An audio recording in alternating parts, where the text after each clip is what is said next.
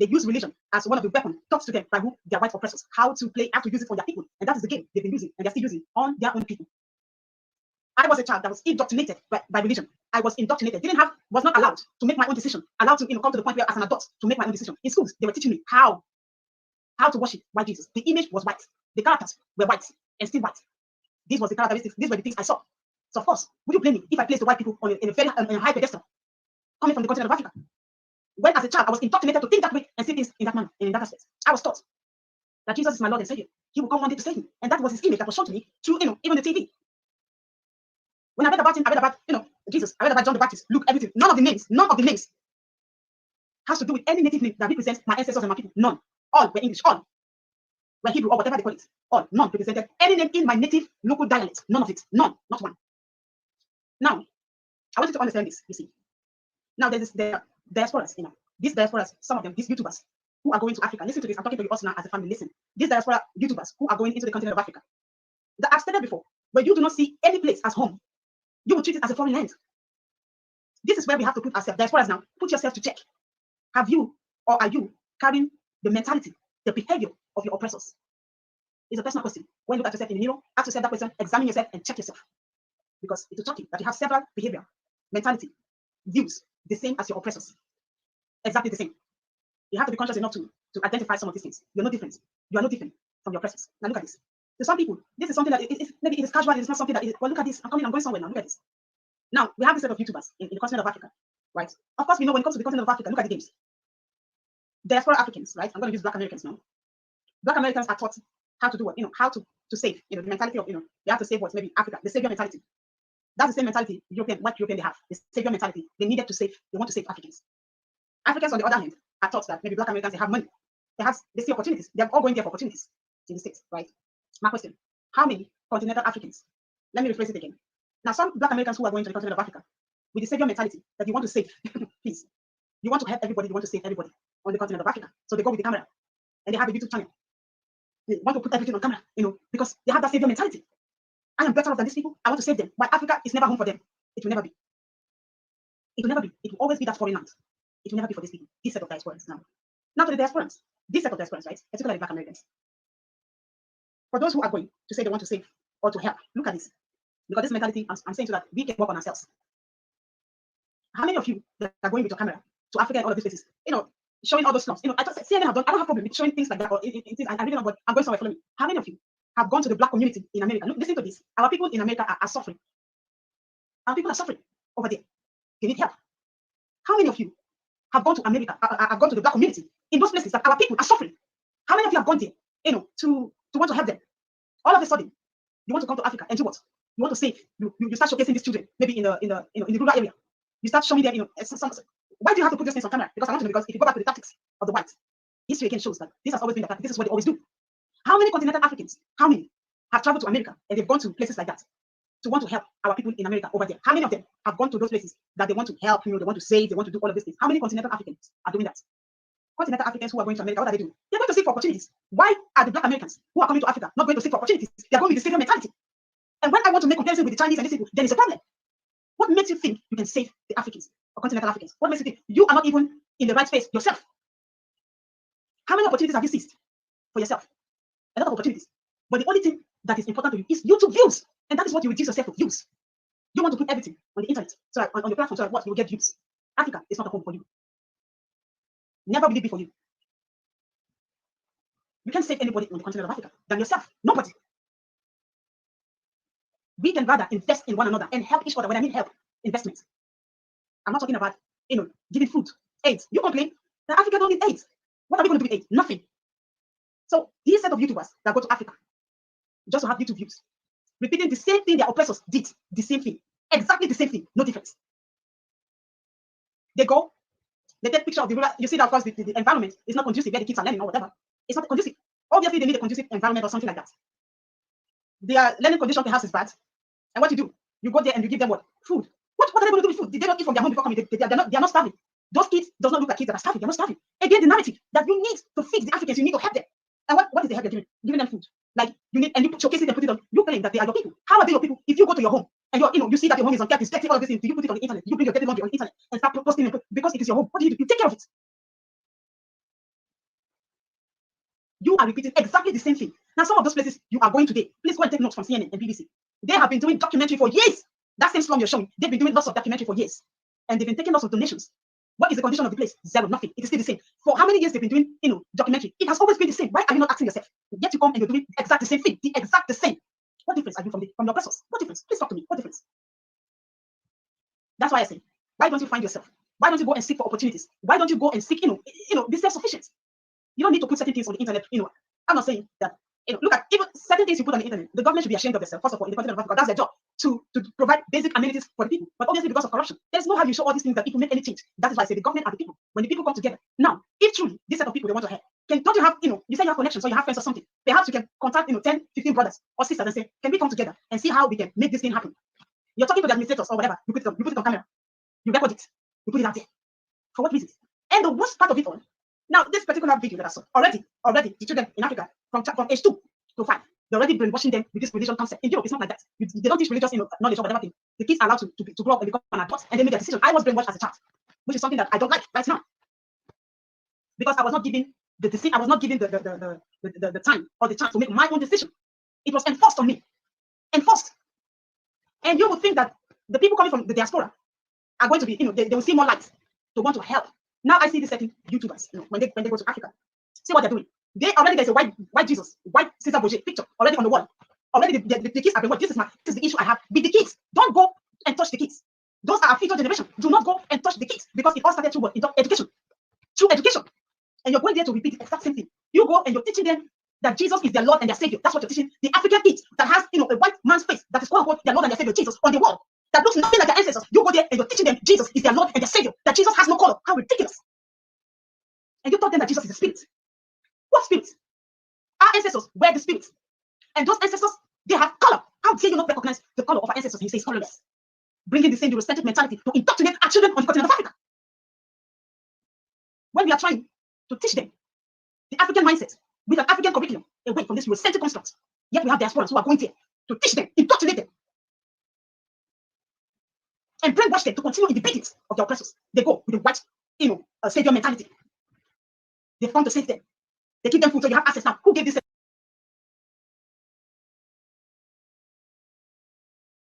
Of YouTubers access to the institution to go and speak. Who gave you? I need to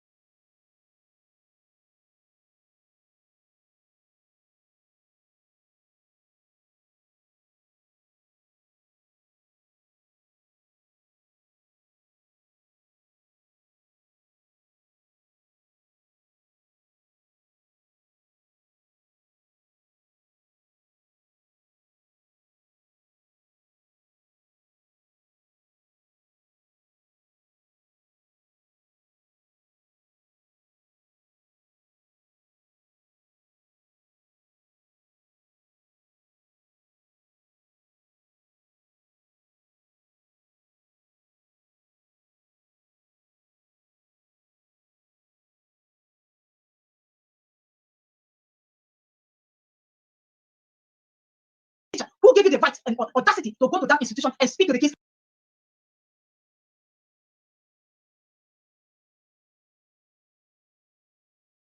about religion? Who gave you? If the parents of that kids gave you approval,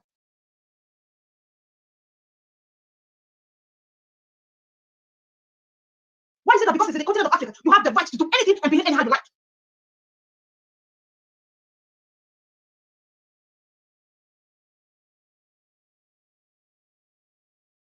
Why?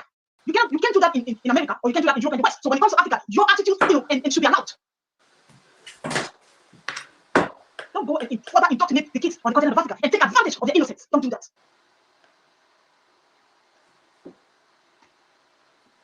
Okay, guys, what's up? What's up? Sorry about that. So my computer was frozen for a little bit, but yeah, I wanted to talk about this video, and I wanted to talk about what she was saying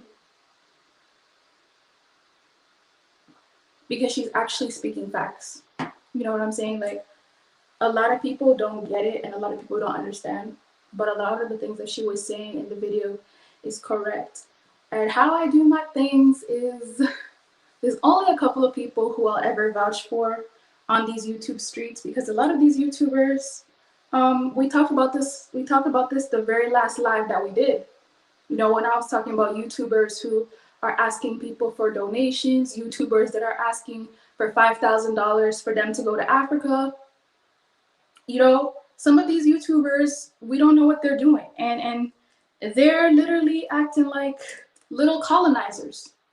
That's what they're acting like. And it's unfortunate. You know, some people might not really read into it, but I'm going to give probably more in-depth and more of a continental perspective as to why that YouTuber who did that, as to why that's actually a big deal.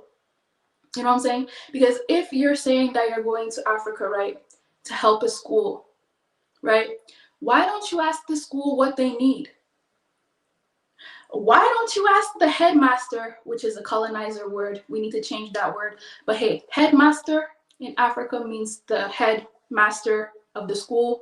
Principal. Why don't you ask the principal what the school needs? It's like me going to a school, right? Me donating to a school, which I already do, not to toot my own horn, but me going back there and donating to a school, right? And instead of me asking what the school needs, I just assume it's a Christian school, so I should just give them Bibles. Newsflash, in case anybody didn't know, Bibles are already free. They give Bibles away for free already. So me going to a school in Africa, a Christian school, let's assume it's a Christian school, right? Me going to a Christian school in Africa and giving them Bibles, what help is that? What help is that? When the missionaries, the Red Cross, the UN organizations that go there, the evil spies that go there and rape children, there are missionaries there in Africa right now that are raping children as we speak. Those people already give African schools free Bibles. So if I go to Africa and I go to an African school and give them free Bibles, what am I doing that's so amazing? What am I doing that's so B1, that's so conscious, that's so good for the community? Technically nothing. Technically nothing. And these are some of these same people that will go to these schools, right? And they'll record a whole video. You donated $500, you donated $100. Don't nobody care. Nobody cares. What are you actually doing that is helping the school? Have you went and asked if maybe there's a parent that needs a school uniform for their child who can't afford the actual uniform that sometimes even costs more than the tuition? Sometimes the uniform costs even more than the tuition. Have you asked if there's any kids that don't have uniforms that you could help them out with their uniforms? No. But the most important thing is give them Bibles. This is why I love Blacksit, because Blacksit went in there and they saw, oh wow, some of these schools don't even have books that have faces of Black people on it. How about we give these children books with Black people on it? How about we do that? How about we do something that, you know, is going to stick in their minds, like something that's actually important, something that's thoughtful, instead of the same old, what the colonizer has been doing for 200 years. What the colonizer has been doing for 200 years. Who cares? You know? And this is not about hating. It's really not about hating. But it's about, there are some people who are going to Africa with a white savior complex.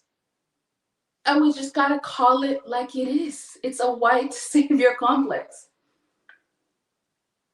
We talked about this last time. There's some people who are going to Africa, right? There's some people who are going to Africa and everything they do is like a reality TV show. Everything they do, they must record it. They must let everybody know. Bro, are these interviews that you're having with some people on the street, are these interviews legitimate interviews because you actually care about what these people are doing? Or are these only interviews for the fans?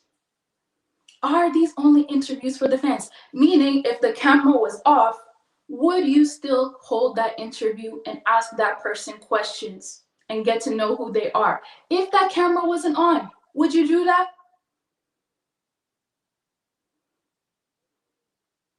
I would argue that a lot of these people who are doing these interviews, a lot of these people who are donating to a lot of these charities, if the camera was off, they wouldn't even bother to be doing all of that.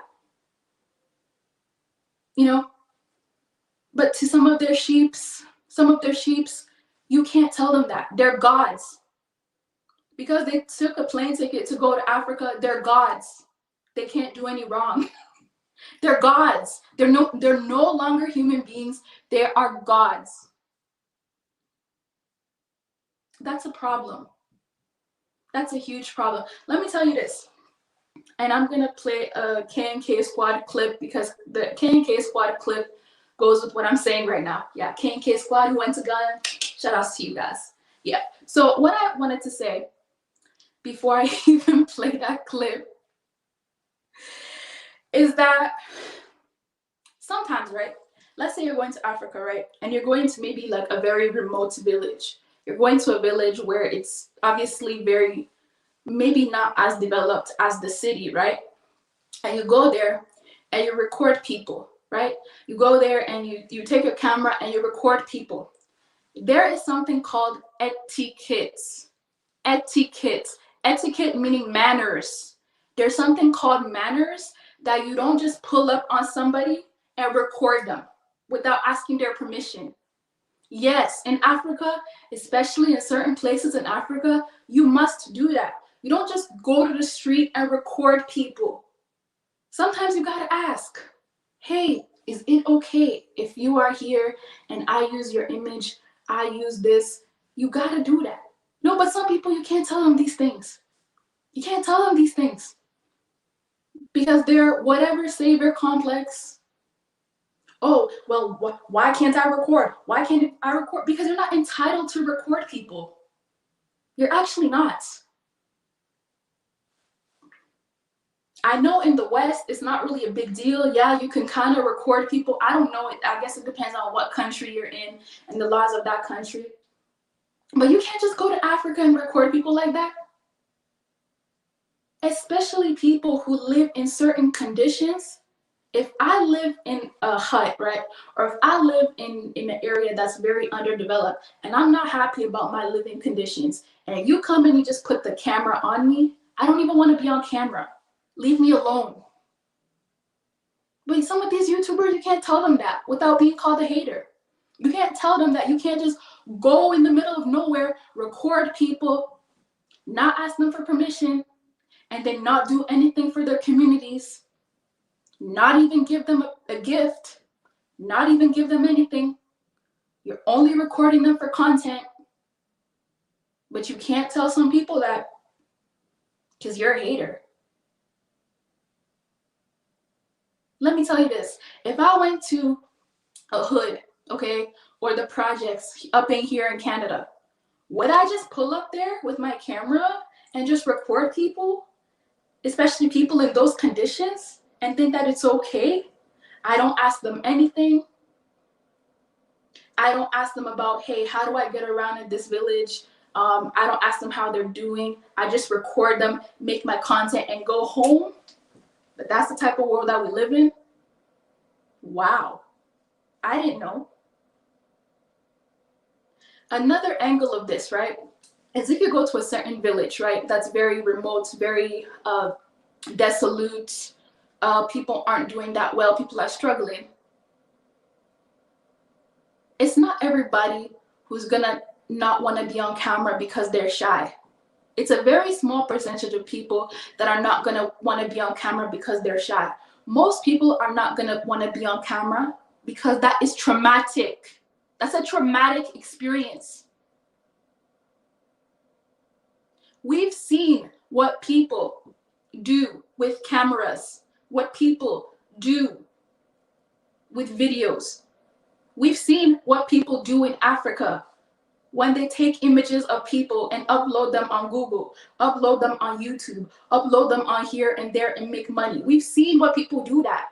So a lot of people in those villages are traumatized. You can't just walk up in there and record them like that. Get their permission. Do something for them. Be nice. But because of content, you don't care because of content. But proper etiquette rules, it goes out of the window because you need your content.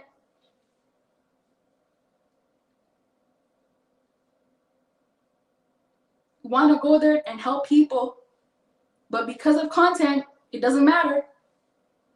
Even me, myself, as I'm sitting here, I've told you guys before that I'm traumatized. I have been traumatized from seeing those World Vision commercials on TV. I've been traumatized for a long time from that. So you don't think somebody who lives in the village is not traumatized when they see you with just random cameras and you not asking what, and you not telling them what you're gonna do with that footage? You don't think they're gonna be traumatized?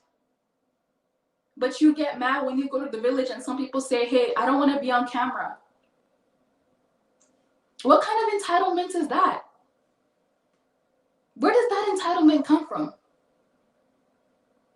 No, but nobody can talk about that because if you talk about it, you're a hater, you're a hater. No, it's not about hating. It's about you need to know proper etiquette. You need to know that. Like, why does that go out of the window? I'm going to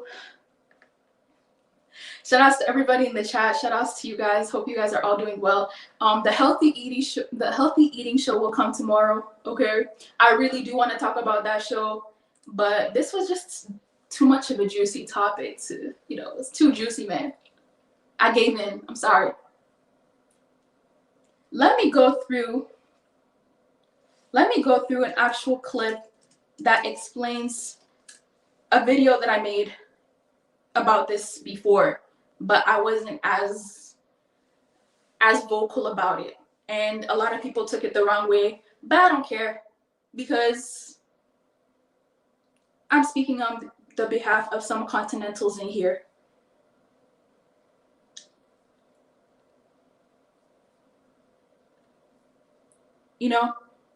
So I wanted to ask, what is this? Is this pan-Africanism? What is this? If you're talking about you want to go to Africa, you want to be a pan-Africanist, but you fail to actually understand some of the cultures of the villages, of the places that you're going to visit, then what's the point? What's the point? You want to easily get offended, when some people say that they don't want to be on camera, when some people say that, oh, your donation for the school is not needed, you want to get offended. But this is the community that you said you want to live in. So why don't you get to know the people? Why don't you respect whatever they need? Why don't you get to know that beforehand? Why is it everything got to be about you? I swear if you're helping somebody, then everything isn't supposed to be about you. I could be wrong, but I thought that's the point of helping somebody, to know what they need. I could be mistaken, but last time I checked, that's what you call help.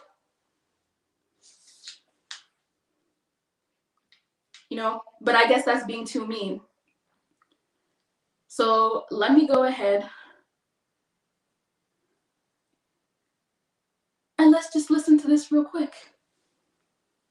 Rather than teaching them some kind of ideology.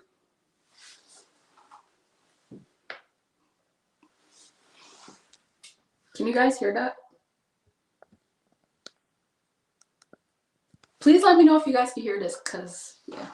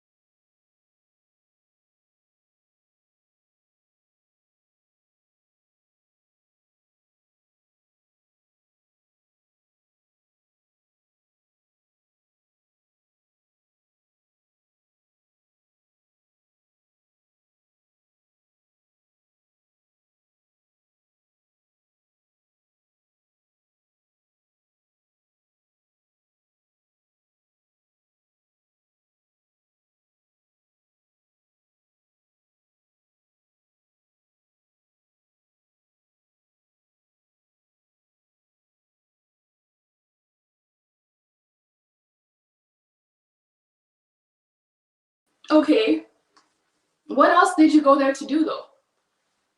Like, did you just go there to talk about how people are poor and dirty?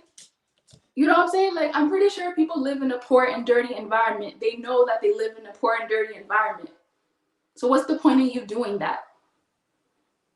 What's the point of you going there and recording people and you not even asking people, hey, I'm gonna record, your face is gonna be on here. Is it okay? What's wrong with doing that? What's so hard about doing that? You know, if you lived in a poor environment in Germany, in UK, in Canada, and somebody just came around in your neighborhood, you know that you're poor. You know that your area is dirty. But people just come in there with their cameras laughing, looking around, doing all of this extra stuff. Isn't that gonna offend you? So how come if you're not gonna do that in America, when you go to Africa, all of a sudden, oh no, it's okay. Nobody cares. What's that all about? What is that all about? What does that show? You know, why is it all of a sudden exceptional? You know, you go to Africa and you gotta show everybody all the poor things. You got to show everybody people that have no clothes on. Like I mentioned before, a lot of Africans, many people on the continent are already traumatized from that. So if you're gonna come with that, please come with that with a specific agenda to actually maybe help those people instead of just recording them, putting a video out, making money, and going to bed. Maybe you might want to think about that. Like I said, I'm not above that. When I do go back, I will go to poor neighborhoods. But do you think I'm just gonna go to poor neighborhoods, talk about how poor people are, then go back to my place and hang out? No. I'll go there, ask those people what they need, ask them if it's okay that I can put their face on camera, make them feel a little bit better, and make it more feel like it's a mutual benefit, like two sides gain from that, not just you gaining. Because that's what colonizers have done for hundreds of years in Africa. And ooh, guess what? They're still doing it. World Vision is still there. UN is still there. UNICEF is still there.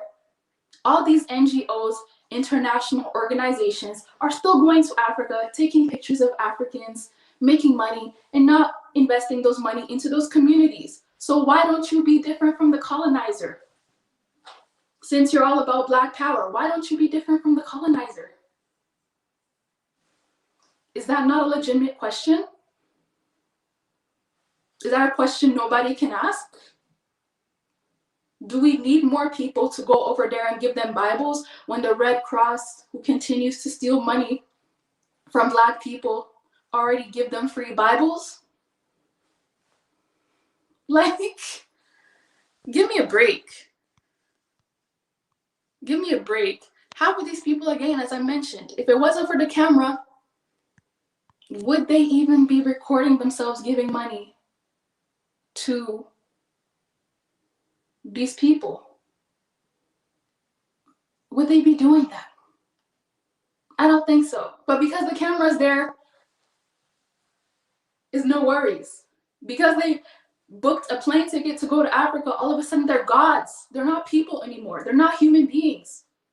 All of a sudden, somebody who's building a house in Africa in 2020 is a trailblazer. Wow, people have never done that before. Diaspora have never gone back home to Africa and built houses. It's not like Jamaicans haven't been doing that since the 70s. It's not like they've been doing it, but now everybody in 2020 is a trailblazer. Everybody's a trailblazer. Everybody, you know, everybody's a god now because they're going to Africa. They can't have a colonizer mindset. They're automatically a god, and they automatically cannot be criticized at all. And everybody who watches them is not a sheep. They're not a sheep. People who have the audacity to question them are always haters. They're always haters. How are you going to go to a school, Not ask the principal, hey, what does your school need?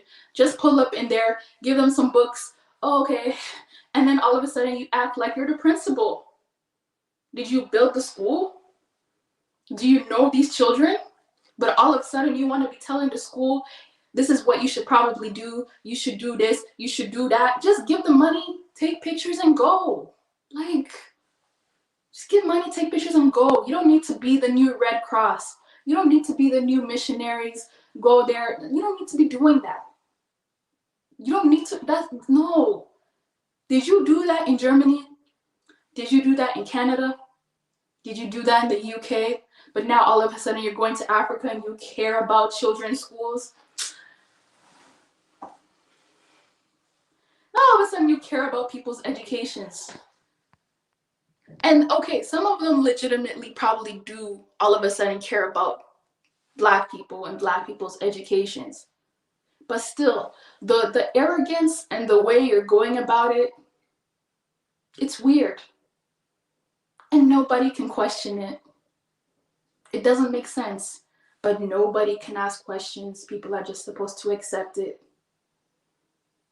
because they appear to be a nice human being. So you just have to accept it. You can't ask any questions.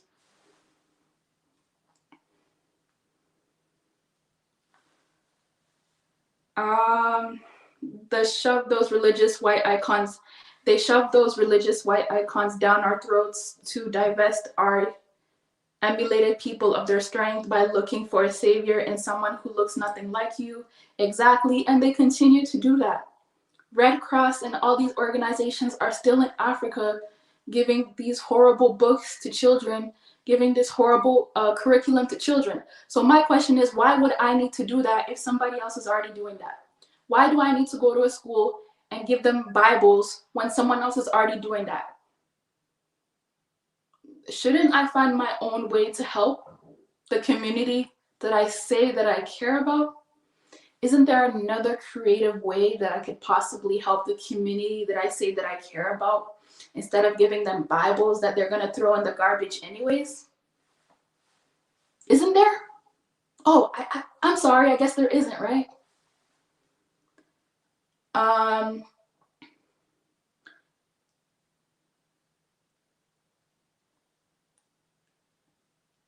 I can't even hear what she says. Talking faster. I'm like gibberish. This woman is crazy. I saw her one time saying the woman is God.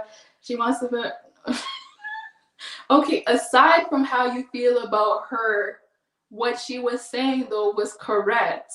That is a white savior complex mentality, right? That's what the white savior complex has been doing in Africa for over 200 years. So you going there to do the exact same thing that the white savior complex has been doing for 200 years, what's the difference? Oh, because you're Black? You have Black skin, so you can't have a white savior mentality? I didn't know that. I mean, I can make it out, but I also watched it earlier. She's calling out the fakes who are into performative Pan-Africanism. What is performative Pan-Africanism? I wish people would further explain what thinking for ourselves means. Parents nearly always imprint their ideals over the child. So what specifically is wrong with religion? I'm not religious.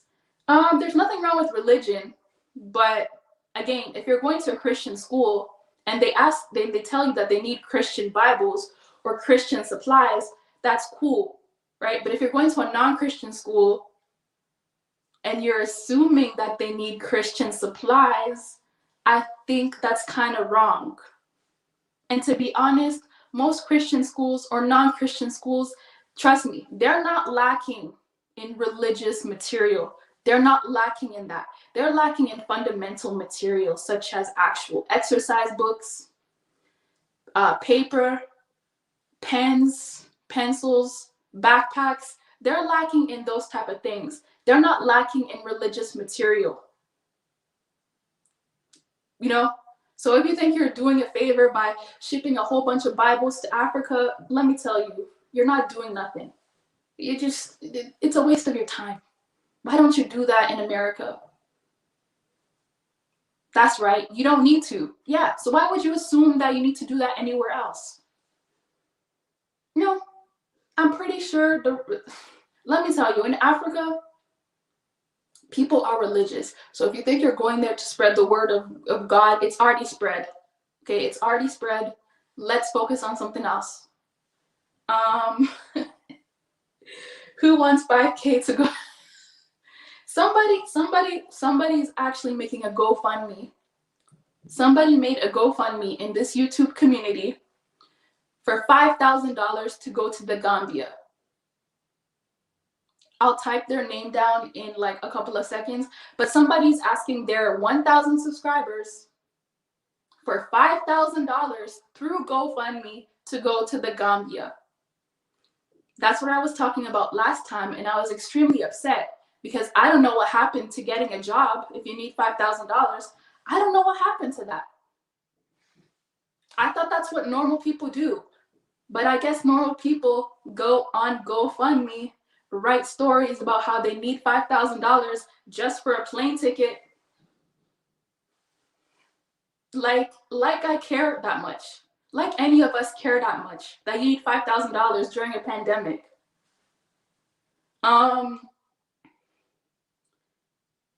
My mom donated to children at an orphanage ran by my uncle pastor. Didn't impose on them. Thank you. If you're gonna donate, $200 for like a school in Africa, donate it and keep it moving. You don't need to donate and then come and tell the principal, hey, I think you need to do that. Like just donate the money and go like everybody else. Take your pictures, take your YouTube video, get your monetized whatever money and just go. Please, we don't need colonization mindset again. Please, I don't need you to come like those missionaries and be like, hey, do you want to know about Jesus? We don't need that anymore. We're traumatized from that. We don't need that. Please. Just stop. It's annoying. World Vision does a really good job. They do a wonderful job. You can't beat World Vision. Let me tell you, if you're trying to beat World Vision, it's not possible. I'm going to Africa to learn not to take my westernized education and enforce it. To be honest, when it comes to religion, children already learn about religion in their homes. So there doesn't even need to be a whole big emphasis on religion, unless they're going to a religious school, which the school will already take care of. So technically, you and I don't have any position to even speak to anybody about religion, unless it's a certain atmosphere that asks for that.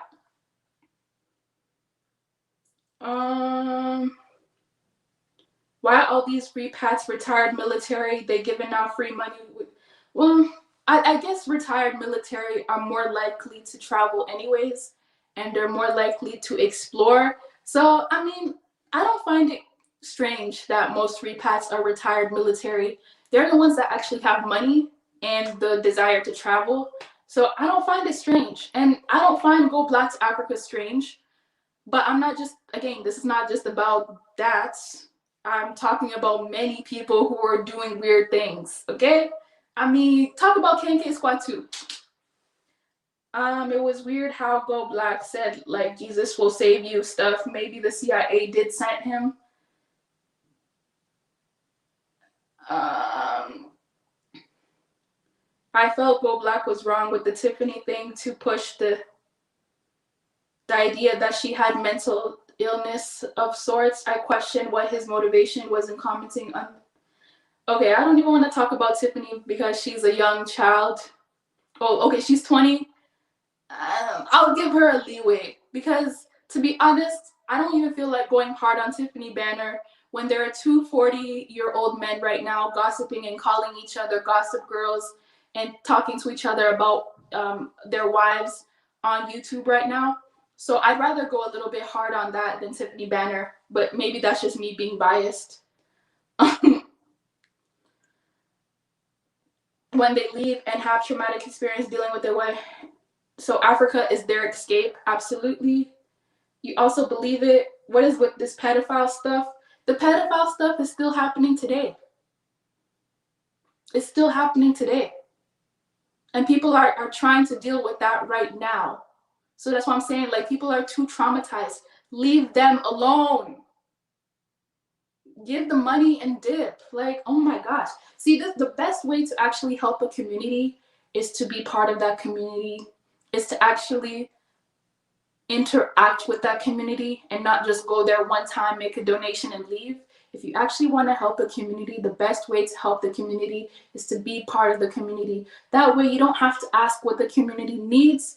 You're there and you know what the community needs. You don't have to ask, hey, what do you guys need? You're there, you're viewing, you're seeing what they need, and you just give it to them. That's the best way of doing outreach. That's what we call real outreach. And that's the difference. Some of these YouTubers are not doing real outreach. They're doing outreach for views. Oh, okay, I just have to go to a school and give them $200, and then after I upload the video and next month I'll get 1,000. No problem.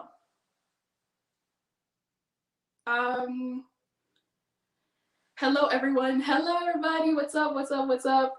We do need to do something about it. I saw in the comments that somebody thought that Go Black came to defend. Okay, I don't know. Listen, but even if Go Black, right? Even if Go Black he said he's a Christian minister, right? So if he's coming there to do Christian things, that's kind of expected, right? If he's going there to do Christian outreach, it's kind of expected. But I mean, I would hope that if he is there doing Christian outreach, that he keeps that stuff away from people who are not Christians. That he doesn't go there to try to be a minister or a pastor, because there are enough ministers and pastors there. Like, what can you actually say? What can you actually say? I don't know. It's something about it that bothers me, because again, seeing what African kids need, they don't need religious books. They don't need books that have pictures of Christopher Columbus. They really don't need that. Like, they need actual supplies. They need actual things. You get what I'm saying? And again, with these people that just go to certain areas and record people and think that they own these villages, like, how are you just going to record somebody and not ask them, can you be on camera? And if you ask them, can you be on camera, and they say no, why don't you just leave instead of saying, oh, come on. Wow, the person just said no. Why don't you find somebody else who wants to be on camera? Like, why? Like, you need content that bad that you're gonna chase people to be on videos? You need content that bad that you're gonna chase people? Oh my gosh. In America, we'll take their camera and kick them in. In America, we'll take their camera.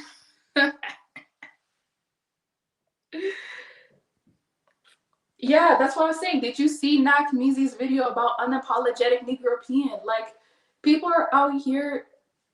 That I'd rather focus on that than what Tiffany Banner is doing. I'd rather focus on that than what Tiffany Banner is doing. You know, some people call her crazy. Leave her alone. She's only 20. Leave her alone. She's there by herself. Just leave her alone. Let her have her beef with all these young guys, all these small boys. Let her do that. Okay? She's doing nothing compared to what some of these other people are doing behind the scenes.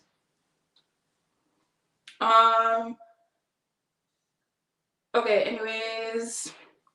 Poor is struggling to get food to eat, education, bad health care. No more Black saviors. Exactly, no more Black savior complex. Like, and I agree with what the lady said in the video. In your own community, you don't help the kids that are struggling. You don't help the kids that are poor. You don't help the kids that are going through issues in your own community. But all of a sudden, you care about saving the whole world. All of a sudden, you're concerned about people who, in your own community, you wouldn't even look at them twice. But all of a sudden, you care about what children are going through. You know, it's weird. It's very strange. I'm not going to sit here and lie. It's weird. Like, are you giving those donations because you actually, that's from the heart? Or are you giving those donations to post on Instagram or to make a YouTube video saying, I just donated $500 to a school. Why are you making a video? Why are you making it so public? If you always give donations, is it a big deal when you give one donation? No. Anyways, the $5 stuff. Let me put his name. Hold on, give me 1 second. Let me put his name right now. So the name of the YouTuber, and I don't care because he made it public already that he wants you guys to donate $5,000 to his trip to the Gambia. So I don't think it's shade if I post something that he already put online, right? So let me put his name. And if you guys want to donate to him, you guys are more than welcome to donate because he needs that 5K to go to the Gambia, you know? So if you guys want to do that, you guys can go ahead and do that. I forgot what his YouTube page is, but he's here on YouTube. Okay? They call him this name, and he's going to the Gambia. He's in New York, so if you guys want to pull up and help him, your donations would be much appreciated for that matter.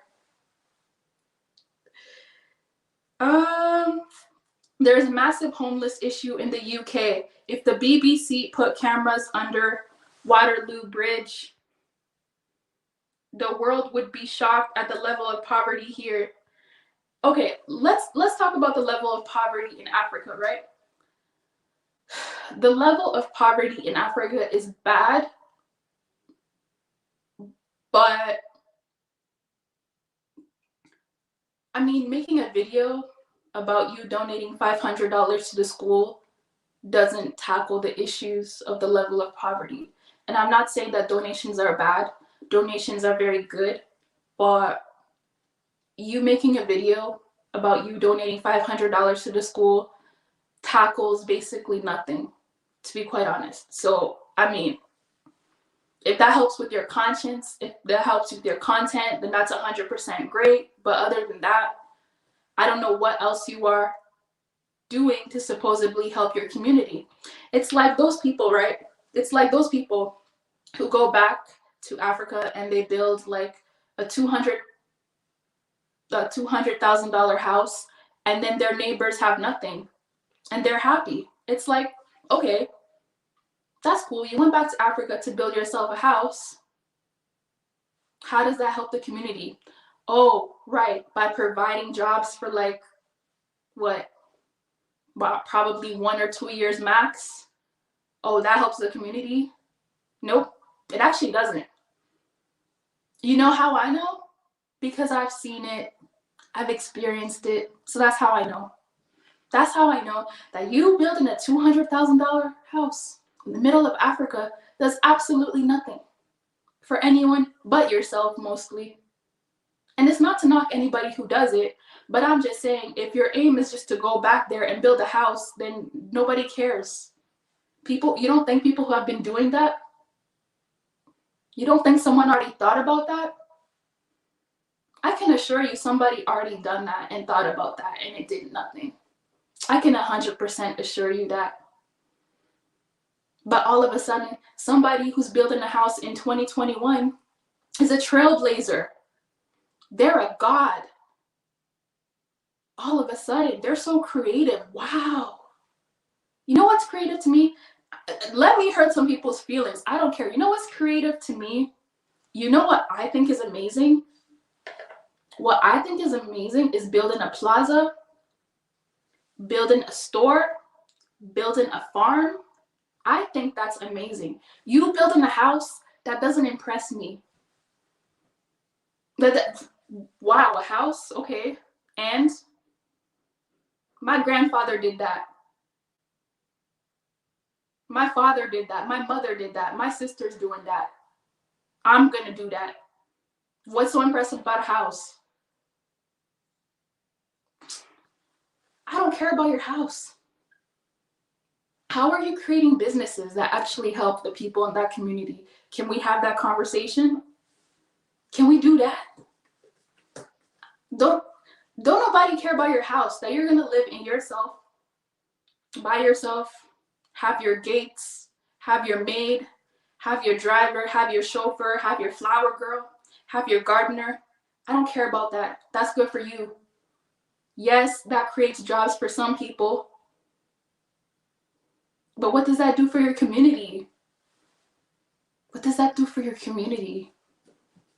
That's the kind of thinking that we need in 2021. Not, I'm going to go there, build a house, and screw everybody else. Everybody else is left to their own devices. I don't care. I don't care. That's the difference between some of us and some sheep.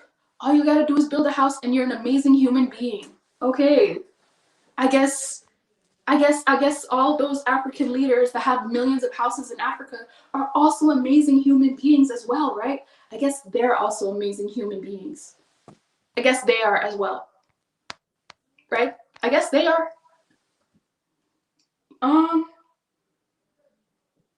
Oh, but didn't mean to hurt your feelings though.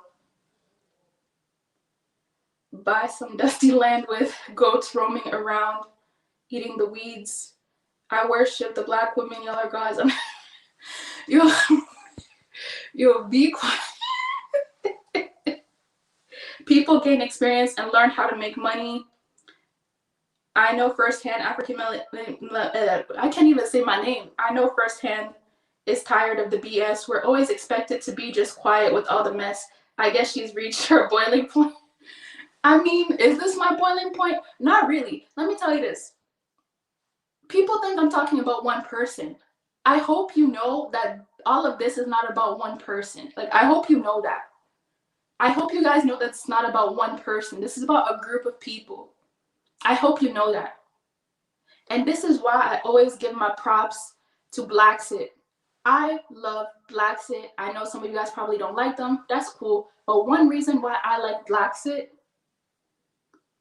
is because Juliet Ryan was somebody who was fighting for the Black cause before she went to Gambia. She wasn't someone who was in Gambia and all of a sudden is like, let me do this pro-Black thing and see how it works. She was like that before she left.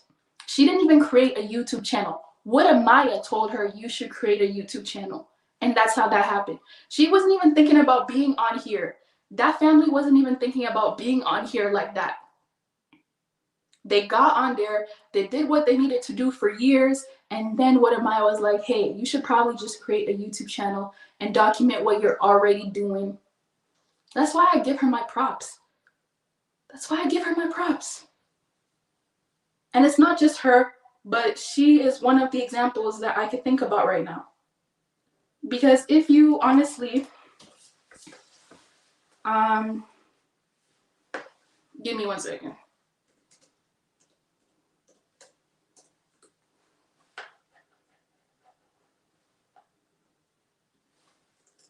I'm trying to see if I can find her name, but she was actually on a program in the UK. She was on a TV show in the UK talking about racism, talking about things that affected her community. Oh yeah, I can't find the program right now, but if anybody can find the program, please do me a favor and leave it in the chat. She was in a UK TV show talking about pro-Black issues, conscious issues, talking about Africa like 3 or 4 years before she even left. She's already in the UK newspapers for her experiences, all of that stuff before she went to Africa. So this was not a hustle for some people like her, but for other people, they've seen that and now all of a sudden it's a hustle. Now all of a sudden, okay, I can take 10 years to build a house. I can go there with no money to build a house, but it's okay because my subscribers can give me money to build houses. That's completely fine. You know, what's so trailblazing about that? But apparently that's trailblazing. So I'm just kind of confused. What is this trailblazing that you guys are talking about? I just want to know. And Mr. Uganda knows. He knows. His parents, his family own property back home. So he's seen this for years. So he's not shocked by people building houses. That's not amazing. What else are you doing? Can I ask that question? Or is that a question that's too mean to ask? That's too mean to ask. Because you building a house for yourself, that does great for you. But what is that doing for the community that you said that you care about? What's that doing? I'm just saying. You going somewhere, you going to a village where there's no electricity, and you sitting there having interviews with some of these people who maybe don't want to be on camera. What's so trailblazing about that? What's so trailblazing about that? Are you donating any of the money that you make from that interview to those people to help out with their situation? Are you doing that? Oh, no one can ask you that question? But you're Pan-African? Okay, whatever. I feel so vindicated. And just to say, this is obviously not an attack to everybody who does this, but there's a small select group of people who've been doing this for a while, and some of this stuff is getting out of hand. It really is. Fine, forget what I said about all the other people for 1 second. What does you needing $5,000 to go back to the Gambia, what is that doing to help Pan-Africanism? What is that doing to help Gambians? What is that doing to help anybody except yourself?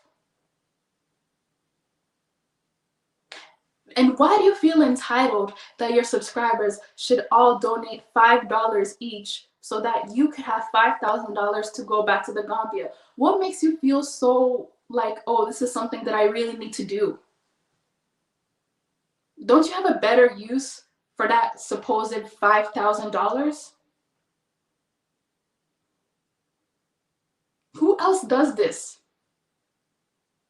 If somebody can know, let me ask for real, if somebody can sit there, right, and make a post saying that they need $5,000 to go to the Gambia, right, for their plane ticket and maybe their expenses, I don't know, of when they live there, why don't all Gambians in Gambia open YouTube GoFundMe pages? Why don't the Gambians in Gambia all do that?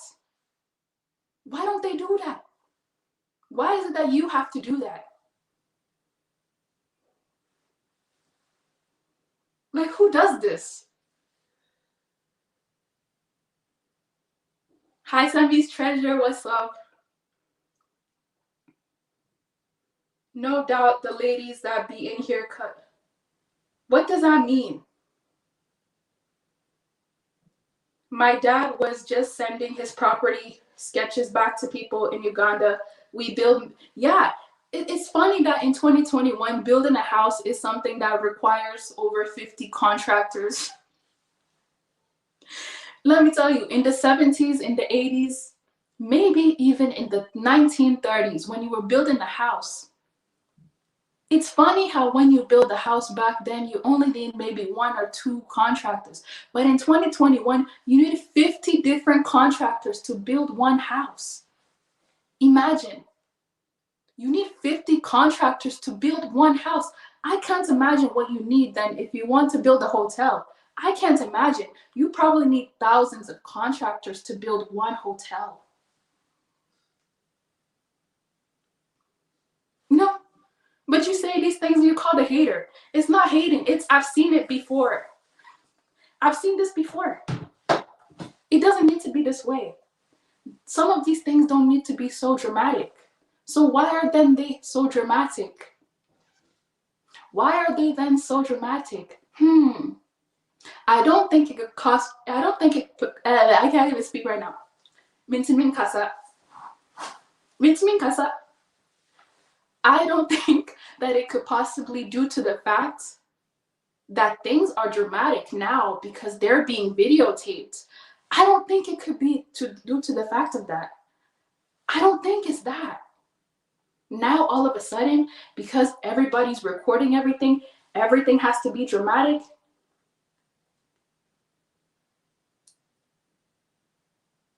You're going to the beach, there has to be 5 episodes of you going to the beach.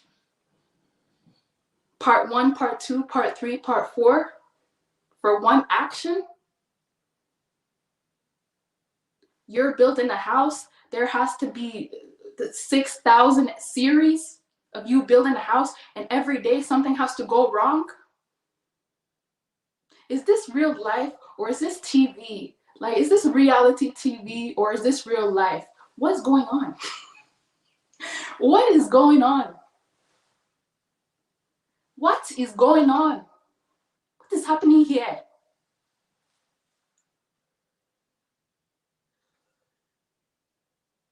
Yeah, Team Black say all day. Team Black say all day. Thank you, thank you. Yes, I'm talking about multiple people. It's not just that one person. And to be honest, that one person that everyone's going so hard for, he's not that bad. He's not, it's, I don't know what that was, but he's not that bad. You know, he's not that bad. Go Black to Africa is not that bad. It's actually other people that have more of an issue with. They're the ones that are a little crazy. I mean, Go Black to Africa, listen, give him some slack, okay? He's there alone without his wife, without his family. Cut him some slack, just a little bit. But for all the other crazy ones, for all the other crazy ones that are begging for donations 24/7, don't cut them as much slack.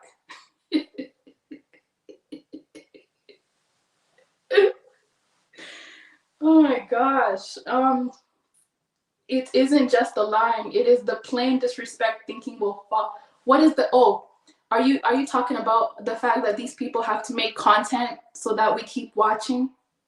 Or was that what you're talking about? The fact that something could go perfectly right, but they have to make it go perfectly wrong so that you tune into the next episode and so that they can turn around and then ask for donations? Or Mr. Uganda, are you talking about the part where I go to Africa, somebody steals my phone, and now I have to say the Black woman isn't protected anywhere in the world? Is it that part? Is it that part? Oh, somebody stole my phone. Now all of a sudden this country is dangerous. What? Let me tell you this. Let me tell you something.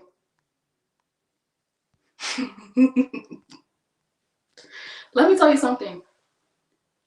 My MP3 player, and this is how you know it was a long time ago, because MP3 players don't really bump like that. But my MP3 player, it wasn't even an iPod. It's a regular MP3 player. It got stolen. Got stolen when I was in Africa. Do I sit here constantly and say that country's so dangerous, they stole my MP3 player? Girl, it's an MP3 player, somebody stole it. Like, life goes forward. Life moves on. People are gonna steal things. Like, what, you haven't experienced somebody stealing something before?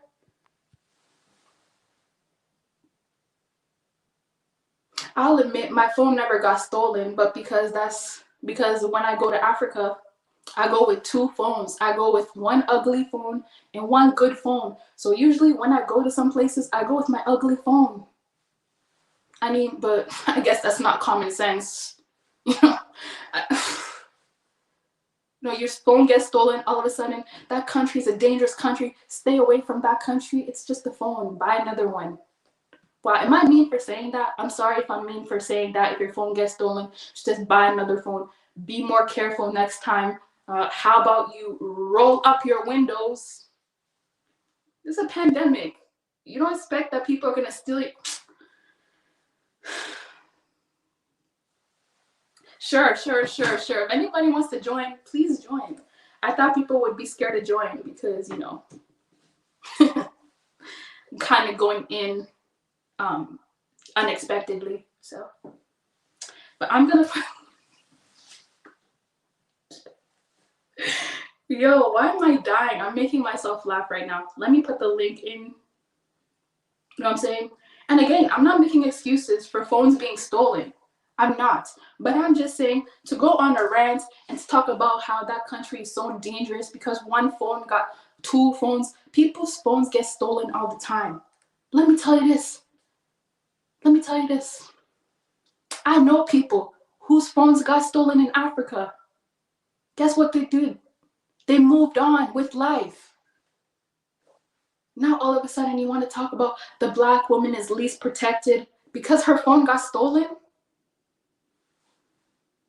Oh, the police don't have time to deal with your phone getting stolen. They have corruption that they need to do. Okay? They have traffic that they need to check. They have more important things to do than for you to look for your phone. Buy another phone.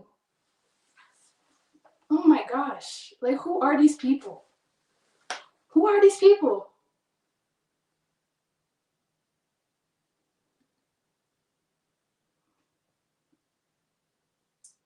Hello? Yeah, can you hear me? Wait, hold on. Give me a second. Hello? Can you hear me? Yeah, now I can hear you. Thank you. I mean, I had a lot to say about the first thing you were addressing with like how people socialize with African children and adults when they go back to the continent. I don't have as much to say on what you were just saying, but with that in particular, I think I'm a little bit sick of seeing people who look like us go into the continent and just they interact with African people or in particular African children like they are zoo animals of sorts. They always want to impose and pet, and it's like the socialization is like it lacks the human aspects of sorts, and it's uncomfortable to see. I wish that, and but I want to try and be constructive. Maybe it's because I think sometimes when they go back to the continent, they might want to overcompensate to show their niceness or their gratitude or like that the fact they're grateful to be in the continent. But maybe refrain from, being too on with it, always feeling the need to educate. Sometimes just be in the moment. I think that would just be my advice to people who want to go back. Sometimes just, just enjoy the socialization rather than feeling the need to impose on everyone who you come across in the continent. Because really and truly, not everyone's going to need your help. And even if they need your help, do they need you to televise it and record it for the world to see?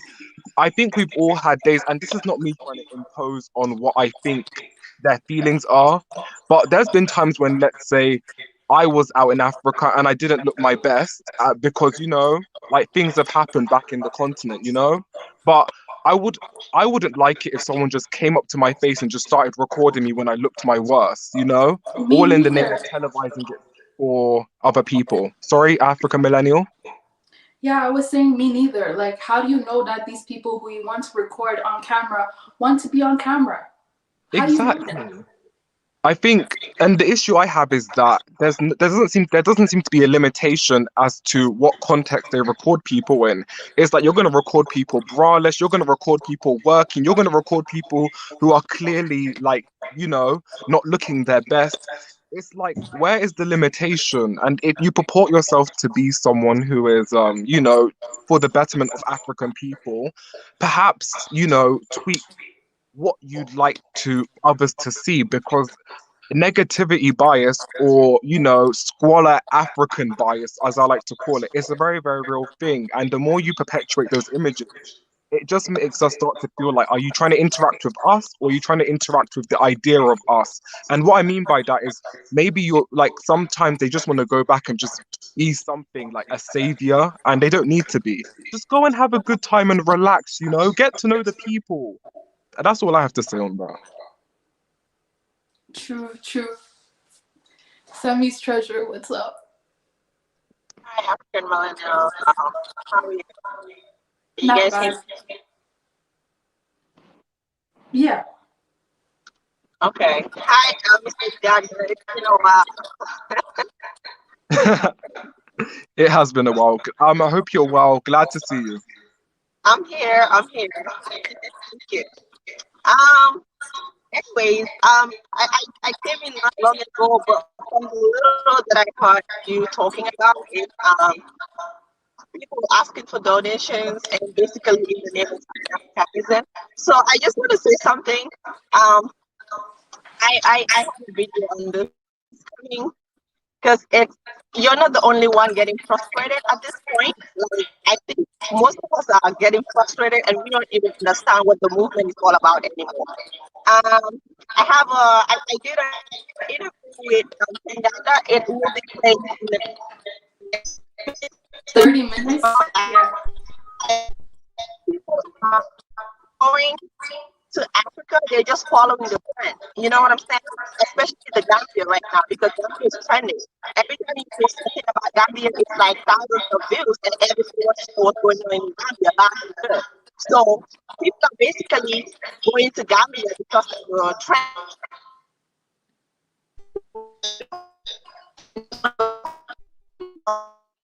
Not what I want for myself, and then they want to buy, you know. Basically, what I can say is that what you want, you know what I'm saying? So if you want to move out, Yo, Sam, you're breaking up, Binta. You're breaking up a little bit. But what she was saying earlier was that basically people, a lot of people are going back to Africa because it's a trend. It's trending right now. So people are doing that. They're posting videos. They're getting a lot of views. So yeah, not everybody is going back with good intentions, and we know that. But it's like, I think it's just the display of it. It's too much. It's too much. And as me, you know, sometimes these videos get recommended to you. You don't even go out looking for this type of stuff. It gets recommended to you. So you just watch, you think it's a great family, and then after a couple of months, you realize these people are just crazy. So you get upset. Binta, try again. can you hear me? Yeah. Okay, let me let you talk. I'm gonna stop somewhere in 2 minutes. Let me let you continue, and then I'll stop. Okay. Right. Sure. I really want to hear what Sammy has to say, because as a Gambian, I want her to say what she's gonna say. Like, how does she see this? You know, and what's going on right now. And as she said, she does have a premiere coming with O'Shea Duke Jackson in about 30 minutes. So we will definitely put the link for that, and we could go watch that. And I guess she's gonna say more about that. But Mr. Uganda, did you have anything quickly to say before Sammy comes back? I do think, can you hear me just to confirm? Yeah. I do think, in particular with Gambia, I've noticed that whenever, because I watch a wide range of repatriation channels, not limited to the Gambia or Ghana, even Western Africa. But what I have noticed is that whenever repats run into issues in other parts of the continent, the automatic recourse is just like the Gambia, the Gambia, the Gambia. And it's just like, I guess maybe for some reason, the Gambia place is it right now in terms of where people feel like they'll be safer. I guess maybe the growing visibility of Gambia and people being able just to go there and do whatever they want. It's very, very inviting. But what I also feel like it's doing is that it just seems like a free-for-all area in which everyone is able to pitch into. And African Millennial, you had said something about in whichever circumstance these videos keep popping up on your feed. I think it's great that Bo's here actually, because Bo had actually said something, or actually Bo and King Genocide had said before, that the algorithm, the way it's working is that it's exposing people to more of this stuff. So if he could expound upon that, that would be great anyway. But that's all I had to say on the Gambia stuff. Okay. Sammy, you could just let us know when you're ready. Bo, you can go ahead. She muted. Oh yeah. Well, I guess she muted herself. But I think a lot of people. I think we looking at it from people was looking at it from an emotional state, right? And that's how you end up getting manipulated. So, like I say, like in the beginning when I was the bad guy, like I seen through so much of this stuff, right?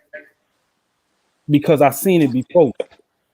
And if you look at a lot of these people, a lot of them started off, if you really listen to their story, some of them might not tell it, but you can tell by their rhetoric. they started off in other movements, so they might have been Hebrew Israelites and all these other groups, right? So it was kind of like a progression going back to Africa. But it's all the same thing. Like these people, they want to build these followings, and all of them don't have bad intentions, I don't think. But they had like this complex, the same. Instead of, it's not a white savior complex because they're not white, but it's still a complex. And so they're not really going to Africa to be a leader in the sense of building nothing. They going to Africa to be a leader of followers. They want followers. And people following behind them. That's how they generate their income. Because in Africa, I don't think they have the system we have in America where it's like in America, they call them poverty pimps. Like your Al Sharptons and your Jesse Jacksons and all that, where people become extremely rich and profitable just by starting the same white supremacist boogeyman white man. Like this is an art form, you know, like people go to school to build up these followers and get people to donate and lead between them. So now you just seen the follow go to Africa now. But it's the same thing that we've been seeing here in America for so long. They had to take their show on the road. And that's saying it nicely. And that's giving them kind of like the benefit of the doubt. Some of them, if you look down, straight scumbags. If you listen to them 2 years ago, they was talking about going to Africa to trick with big booty women and the you know what I mean? I could get two wives and these women don't have weaves and all that, but they that it was more profitable. If you really pay attention and you look back, you'll see the change in content strategy. Because Walter Meyer showed that it was more money to be made, and it was better to be more united in a way, like the whole. So you will see the change in their content strategy. But as it relates to these YouTubers, if you really pay attention and behind the line, you know, in a way, they all kind of like I don't want to say it's a conspiracy, but they all conspire behind closed doors to generate views and do different things. And it's kind of like a puppet master effect as to how they're going to go about it. But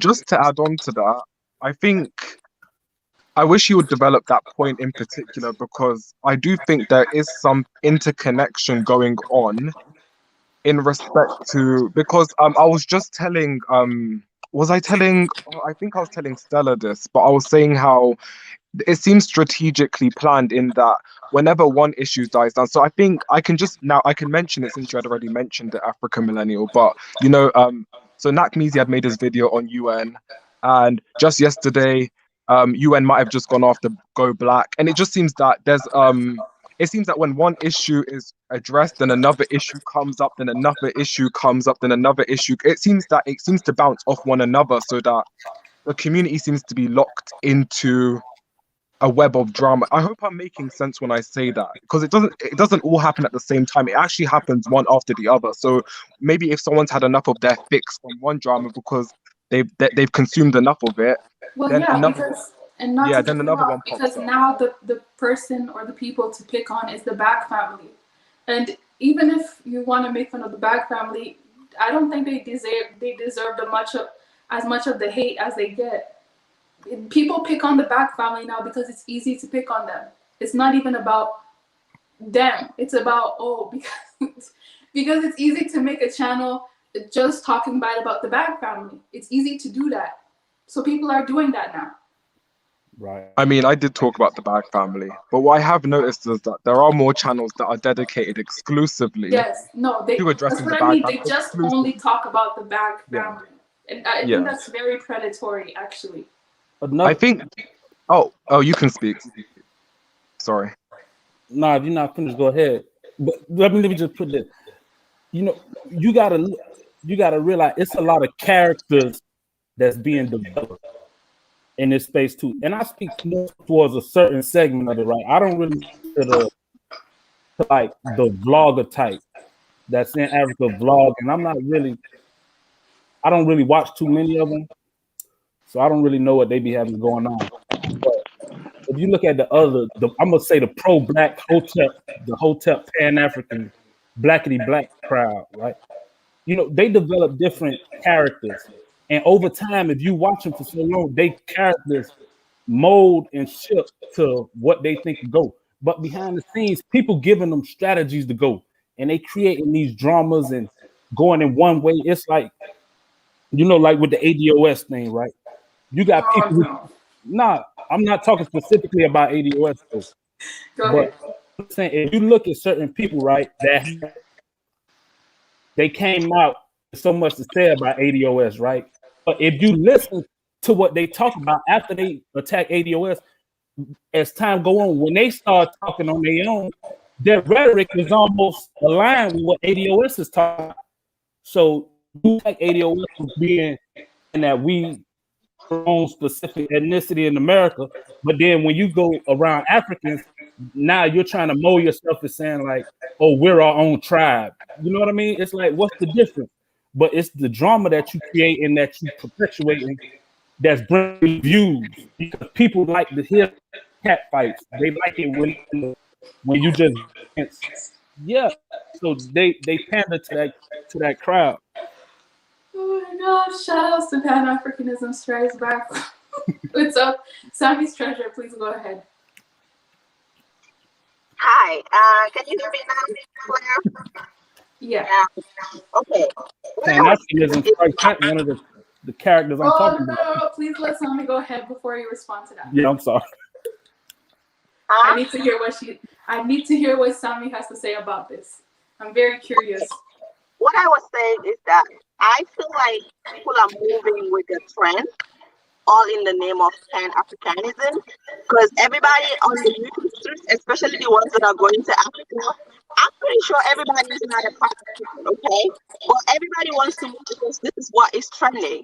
And as of now, Gambia is the country that is trending, and everybody wants to go there. So you have to realize that if you make a video about Gambia, let's say bad or good, like you get a lot of clicks on it, you get a lot of views on it, and people are following that trend, and they're blaming some of the YouTubers that are not talking about certain things that are going on in Gambia. Like, I don't understand, what do you want them to talk about? They're talking about their experiences. This is how they feel about Gambia, okay? I don't know if you can hear me if you're moving forward. Yeah, I can hear. This is how they feel about Gambia. If they're not complaining, you know, that's how they feel. They don't have nothing to complain. It doesn't mean that if you go, you're not gonna find everything perfect, you know, because Gambia is not a perfect country as well. So you might go and find things that you know you don't like and be like, oh, these people like to me, these YouTubers like to me. No, they didn't like to you. I noticed that the people that are in Gambia that are really thriving and they're making it are the ones that have stayed there for quite a while, or the ones that have gone there a couple of times, at least 2 or 3 times. So now they have figured that, okay, this is the place I want to be, and they're having a good time there. Now the people that are like most of the time complaining all the time, they just pack their back and go to Gambia without even visiting Africa one time. Because they see people living in Gambia and they decide, okay, I'm moving to Gambia now and I'm going to stay there. Now you go there, you get frustrated because things don't turn out to be the way you want it to be. And I feel like most of the people like calling themselves Africans at this point, they don't care about Africans. You know, it's like Pan-Africanism is one-sided.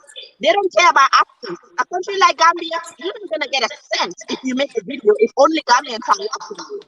The ones that are in the continent, they make sense. So people are making videos, they're targeting Americans and people in other European countries because that's where the money is. So anything to satisfy those people, anything to get those clicks from those people is what is making them make videos. And do you realize that there are some people that African millennials are packing their bags, going to Gambia just to build a YouTube community, to make a channel, just to have a channel. Yeah. People are literally going to Gambia just because they want to have a YouTube channel and build a community very, very fast. And it's insane. The trend is in Gambia. Let's say this 2 years, and the trend moved to, let me say, Sierra Leone. They will pack all their bags to go to And go Sierra to Leone. Sierra Leone. They will go to Sierra Leone with Exactly. $500. So where is that African mindset coming from? I don't understand. Like, you go into Gambia, but you don't have anything. I don't get it. People are going to Gambia. Listen, like I said, I have a video interview with what's his name again? Tenganda. I think it should be showing right now because it's supposed to be at 3:15 and it's 3:18. And people don't want us to tell them the truth. Like, you say, oh, you guys are coming here, but you're only broke. But we cannot go to Africa, go broke. Go broke. If you go broke to Africa, there is no food stamps there for you. Nobody is going to give you food stamps. No government is going to help you. And you saying all this in the name of what? Oh, we're going to help Africans. Because I feel like people put at the back of their mind that, okay, I'm going to help Africans, because you put at the back of your mind that Africans are so poor that your little state is able to help them.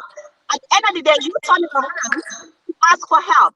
So I personally feel like this Pan-African movement is turning out to be a begging movement and a selfish movement from the so-called Pan-Africans. And let's just talk to the truth, because everybody is just begging and begging and begging. You're begging. How can you help people if you're begging for money? If you're just begging on the internet, how are you going to help them?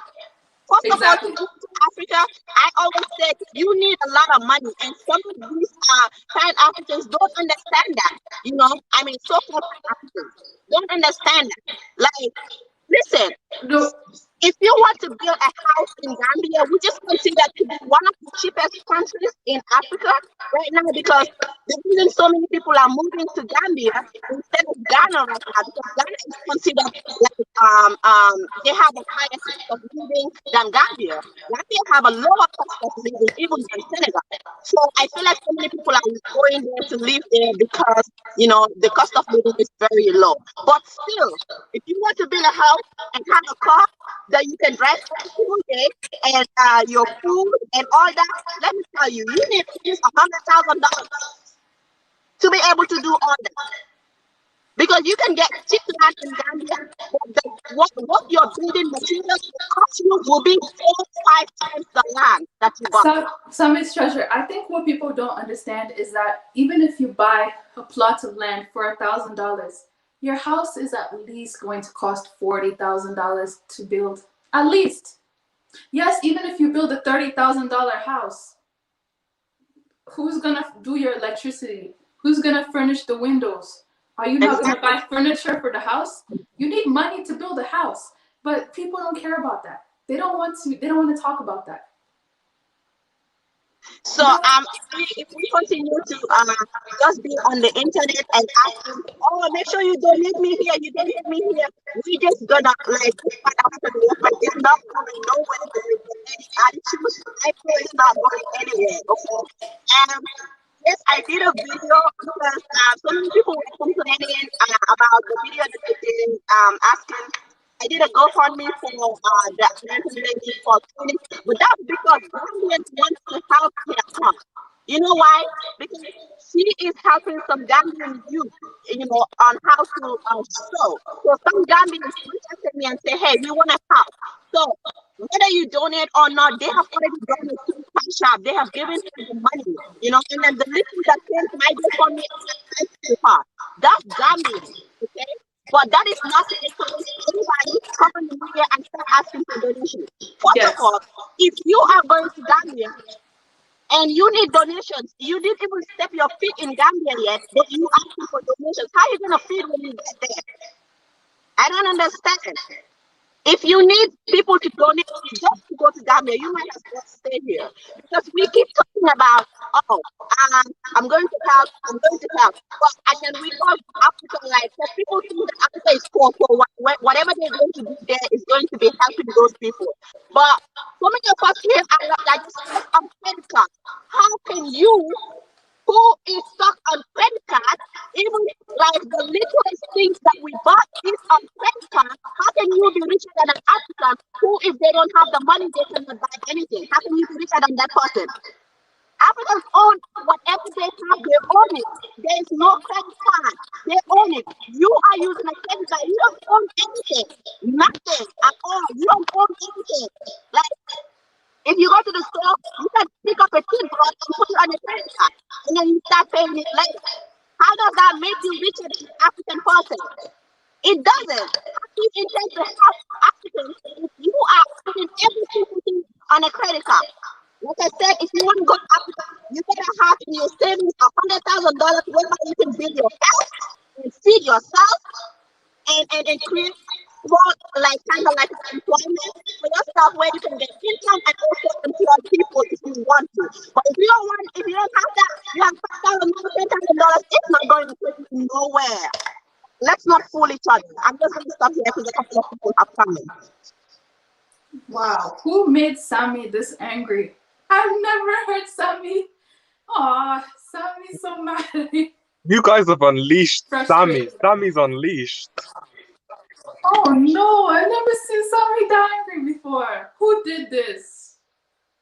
Who was next? I believe it was Queen Jahari. What's up, Queen Jahari? Hello, hi guys. How are you today? Not bad. Can you hear me? Yes. Okay, I think to be honest, if you don't have your, I'm in LA, and if you don't have your stuff together in the US, don't go to another place, because you can't take care of yourself and sustain yourself in the country that you're in, and then you're running somewhere else and then asking for support. Then you didn't have your stuff together where you was. And it comes with a lot of stuff, you know what I mean? Like, you have to amalgamate with the people, you have to amalgamate with the culture, the language, you know, just being able to sustain yourself. If you don't have it together, you should not be going anywhere globally, I would say. And this is coming from someone that's actually moved and lived in different countries. If you can't get it together where you're at, do yourself a service and do not go to anywhere, because you're going to end up getting hurt. And not only emotionally, but maybe physically. Because your vulnerability is open. You know, you have to remember that you're going to a place where you don't speak the language. You don't know the culture. If you've never been to Africa before, I'm not understanding how you can feel that they should just accept you and that's it. Because, you know, it comes with a lot of stuff. It's got to be an even exchange. And I think that's what's missing, that people are going there expecting for people on the continent to support them and look after them. And they don't want to give anything back. It's just this me attitude. And you wouldn't even do that if you was in the US or the UK or the Caribbean. So what are you thinking? I'm so confused by this. I'm not expecting, I'm relocating at some point to the Gambia, but I'm not going to the Gambia looking for a job.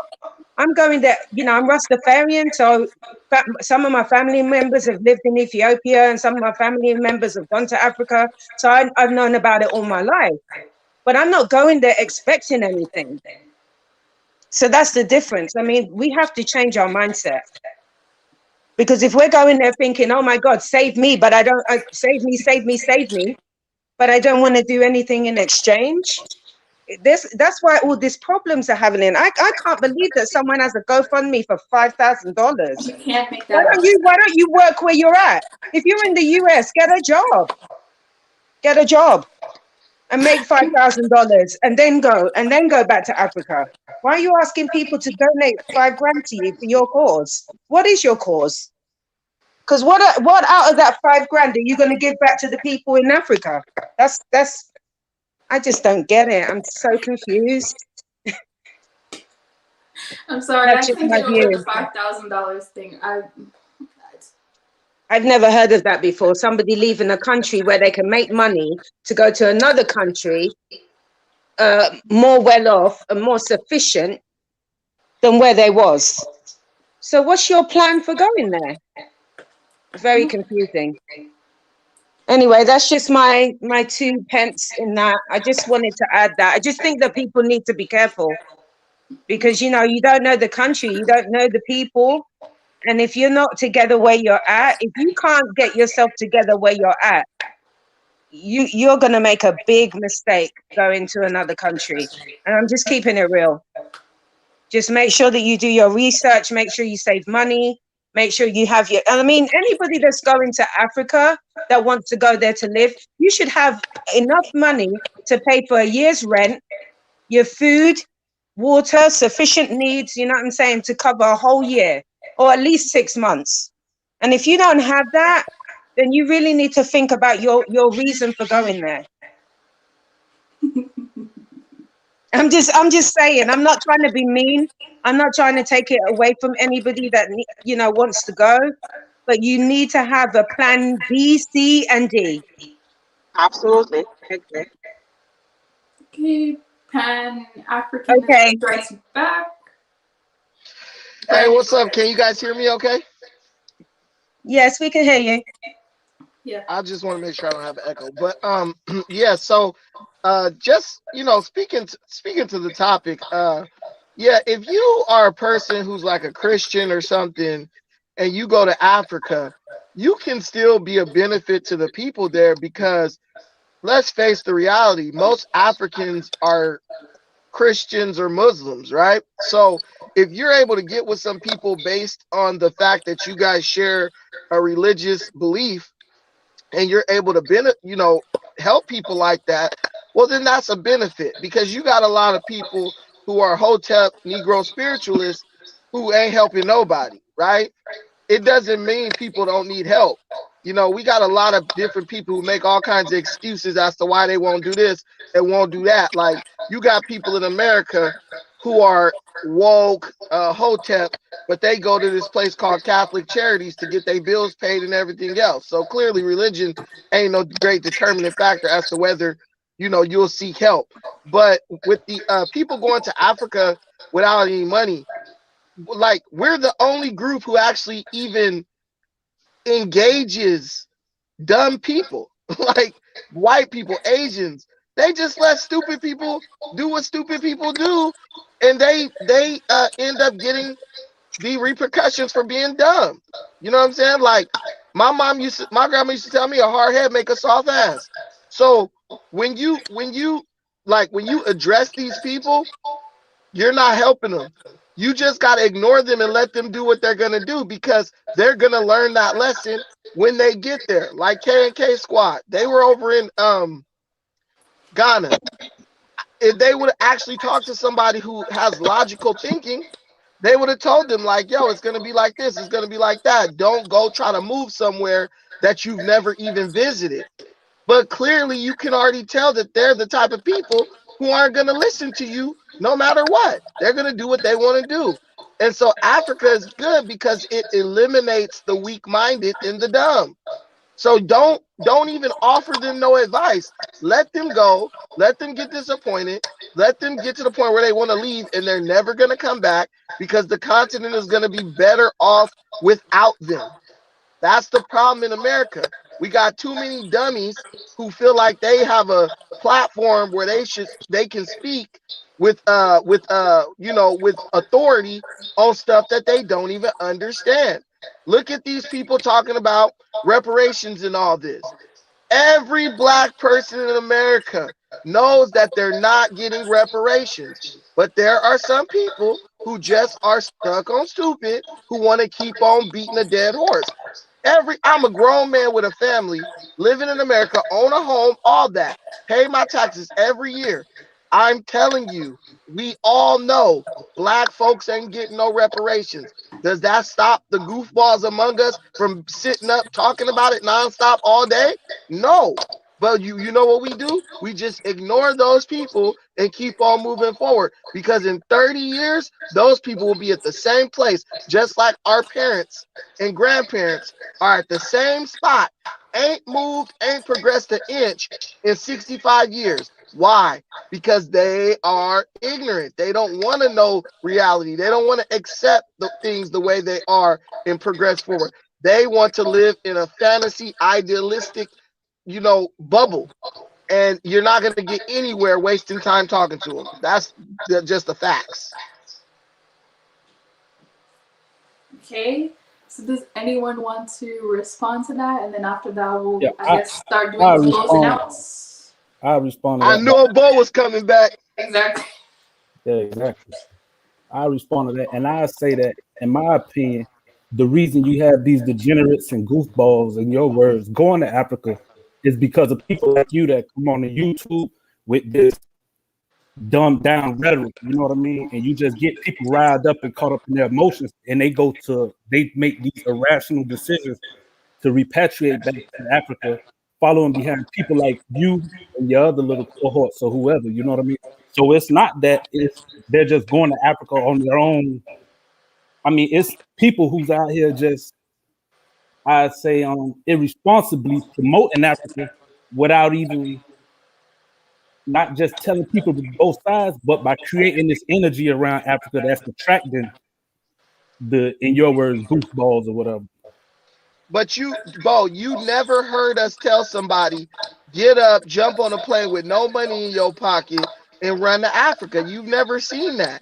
You got people who they have this idea that Africa is going to be like America, where the black man could go fill out a piece of paper and the government will take care of his family and give him food stamps and stuff. That's not because of us. People like me and Dynas, we tell people straight up, you got to have your money. You may not explicitly tell people to go to Africa broke, but what you do is when you get on your platform and all day you just berate African Americans and you create this energy around, you create this division amongst African Americans where either if you're not going back to Africa, then you with the colonizers, you're gonna stay with the colonizers, and you stupid, you a goofball, you waiting for reparations. What you do is you energize a base of people who they ready to move because they don't want to be associated with America no more, or the colonizers, and they feel as though them going to Africa is gonna change some form. So they following behind idiots like you and Dynasty Man, whatever, going to Africa, ill prepared. Can I come in? Let me just respond to that real quick. I'm sorry. Well, the thing is this, Bo, we don't tell people that they're dumb if they want to stay in America. We tell people, if you're going to stay in America, this is the way you need to be moving so that you can at least start laying a foundation to get what you want. You know, group economics, all these type of things. What we have is a bunch of people who have a mindset to where they're like, if we don't get it handed to us, right, then we just want to run off. But that's not what we're promoting. We promote black people being self-sufficient. And we do that. We lead by example because we're not even living in Africa, because we are setting the foundation for us so that we can make that move permanently. So if you're listening to me or Dynas, the only message that you can be getting from us, unless you're like absolutely retarded, is that you need to lay a economic foundation, which then can be like your vehicle to moving to Africa and not having to worry about anything. That's the message me and Dynas promote. And I don't think there's any legitimate, logical thinking Pan-Africanist person on YouTube who's telling people to just get up, pack their bags, and go to Africa with $50 in their pocket. Like, we're not doing that. So I think you're misrepresenting what we're doing. And what it speaks to is just the lack of comprehension of the general, like the average African-American person, that people in this place are so distraught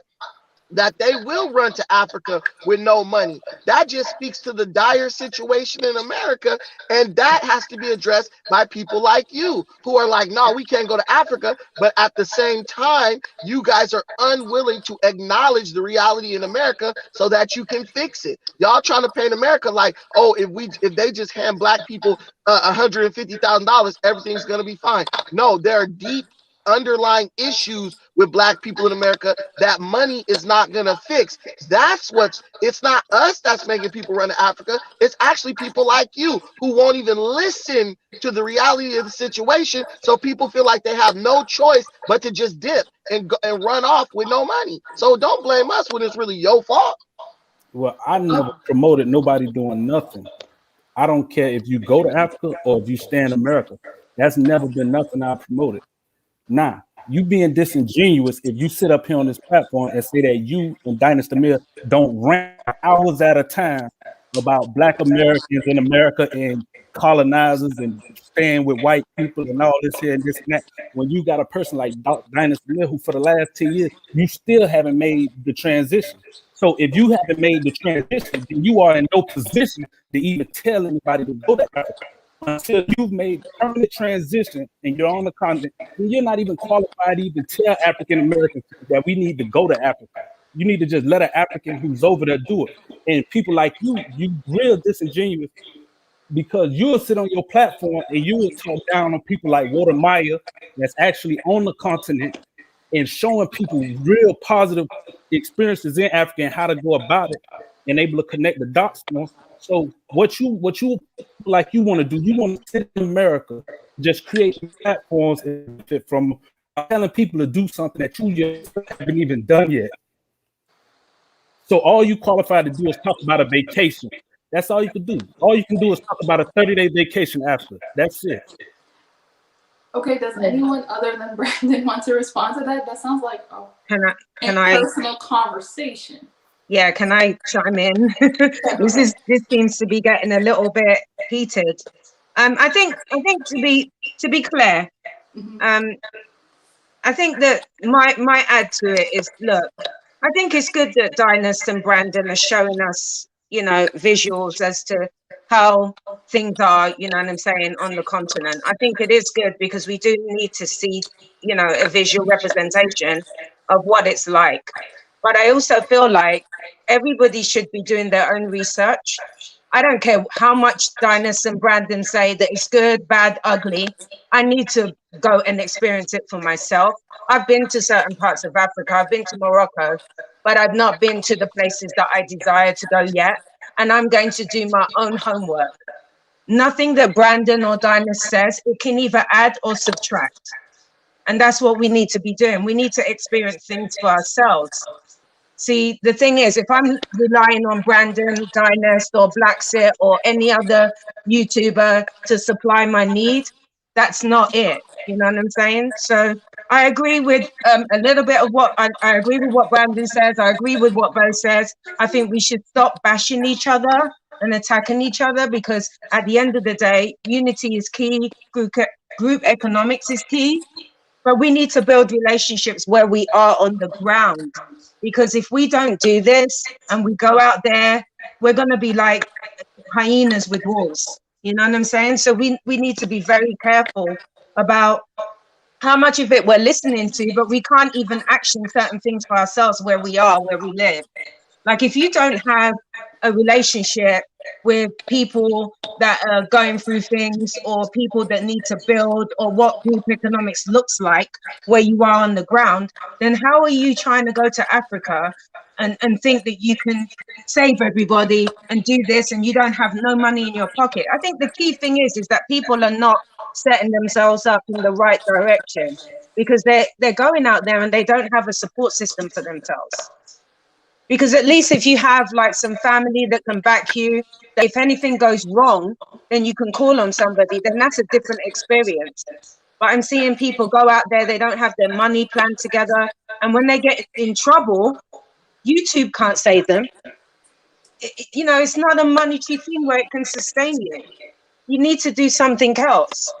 So until you have that together, yes, it's bad. Yes, it's very bad in the US. It's bad. I'm not disputing that. It's bad in the UK too. The way they have us on lockdown is crazy. It really is. But if you're running from one crazy situation and going to put yourself in Africa where you have nothing to take care of yourself, what are you doing? You got to think, man. Like, come on, this doesn't make sense. Be logical. Just to add to your point, I don't think... We're going to let Brandon go real quick, and then you can go. Okay. Yeah, so the only point I'm trying to make, the last point on this topic I'm trying to make is this. And this, Bo, I'm gonna direct at you and then you could address it. Bo, if Black Americans refuse to get organized, if Black Americans refuse to vote in their own best interest, if Black Americans have gotten themselves into a situation where they are basically hopeless because they're trapped in a certain paradigm, right? The Democratic Party could whoop our ass, not give us nothing, yet we're still going to vote for them. We've been doing that for 60 years. The only people you can blame for Black Americans running off to Africa with no money is other Black Americans, because a person has to be absolutely, and African millennial, you will agree, a person has to be absolutely desperate to go to a country that they've never been to with like 500 bucks in their pocket. That means you don't see another way out. And so while you're like, you and Dynast, you guys are creating a false narrative, that's not true. What we're doing is trying to tell a group of desperate people, look, we understand you ready to jump ship because your people can't get it together in America. But if you're gonna jump ship, you're gonna have to go about it a certain way to be successful. On the other hand, Bo, you are like, oh, Dynast, and you create a false narrative, but then when someone says, well, but then out the other side of your mouth, you say, I don't care what people do. Now, either you care or you don't care. Me and Dynast are guilty of actually caring. You're guilty of not caring, but being angry at me and Dynast to the point where you want to try to attack us. So you give this like fake, image like you do care. Let's be real. We're Black Americans. Most of us don't give a damn about each other. But what we want to do is we don't want people to do anything that we don't think is the best way. And that's where you're stuck. You're stuck because you're like, they're not doing it the way I think they should do it, so I'm mad. Whereas me and Dynast are like, we don't care. We not worried. Like, we're not telling you to do it our way. We're just saying, if you're going to do it, you need to do it like this so you can be successful. That's the difference. We're just guilty of caring, whereas you, like you said in the comments, you don't care. So why is the guy who doesn't care mad at the guys who actually do care? You being disingenuous at that point. And I'm out. Because I feel as though Black Americans, as grown people, they have the right to make their own decisions. If they want to go to Africa, they can go to Africa. If they want to stay in America, they can stay in America. That's my position on that when I say I don't care what they do. And what I spoke to earlier was, if you listen to Brandon's rhetoric, it all goes back, like he has the problem with ADOS, but all he's doing is trying to remix ADOS to create his own little illusion of it. But see, the problem with what I see when I listen to them and when I watch them, and if you go back and you go through their videos, like Dynast in their video, what they're doing is they're selling Africa. They're two big salesmen trying to, and Africa is the product. So whatever it may be, if you go on Dynast and channel, you'll see different multi-level marketing schemes, different schemes to sell crypto, different little bullcrap tourist little packages, all types of different little schemes and people he bring on there, and they just use Africa as the selling point. It's called an affinity fraud. So you take you manipulate the fact that we're both Black in Africa, or you use Africa as the selling point to push your own agenda. That's all I'm saying. I don't feel as though these people they don't care about Black Americans or Africans either way. Africa is just a product and they're selling. So when he's talking about economic empowerment, it's just a fancy word for saying it's a hustle. I'm trying to get some money. I'm trying to teach Black Americans. But if you're saying that about Dynast, I can see why you're saying that. I love Dynast though, I'll admit. But for someone like Brandon though, he doesn't ask for super chats. He doesn't ask for people's money, right? But if you understand an affinity fraud, right, you have to build up a following first before you're able to really implement it. So, and it's just my opinion. If I'm wrong, I'm wrong. You can look at it how you want to see it. So what I see is you building up a following. Now you come up with, you got your OAP organization, and now you buying up land in Africa. Why are you buying up land in Africa? Are you buying it up to develop it, or are you buying it up to sell to other African Americans? Which one? So I call bull crap. That's my opinion of it. I've seen this stuff before. This isn't nothing new to me. So, and that's all I'm saying. If you're gonna do whatever you're gonna do, if you're gonna go to Africa, it's not hard. Go to Africa. Stay in Africa for a few years. Do like go back after there, leave your family, invest, do whatever. That's fine and dandy. Nobody's against that. I've never spoken against that. But what you're doing, they're not going to Africa. They're sitting right in their living rooms in Atlanta and in California and just talking endlessly. They're just running their mouth to no ends, and they're attacking this group and attacking that group. And you wonder why. So they're emotionally getting followers so that exactly. And you wonder why get you money get and people, super and chat you from wonder them. why you get people like your Art Cathy's and your K Squad. You know what I mean? Like these people don't just come out of nowhere. You know what I mean? So if you sitting in America and all you do is talking about Pookie and Ray Ray and black women's weaves and Skid Row all day, what do you think the type of people that's attracted to that type of content when they make it to the continent? What are they going to do? They're just going to complain and talk about everybody all day. You know what I mean? So it's an energy that these people are attracting and building up, you know, that they're exporting to Africa. And that's all I'm saying. That's my only complaint. And I call bullcrap on them. You know, I see through the bullshit.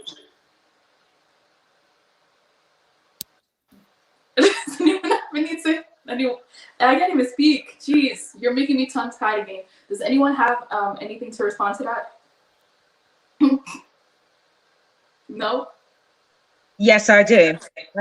At Bo, I agree with some of what you're saying, but that is why people need to do their homework. You know what I mean? Like we can't expect to go to a country where we've never been before, and all of a sudden everything is a bed of roses when it's not that in the States.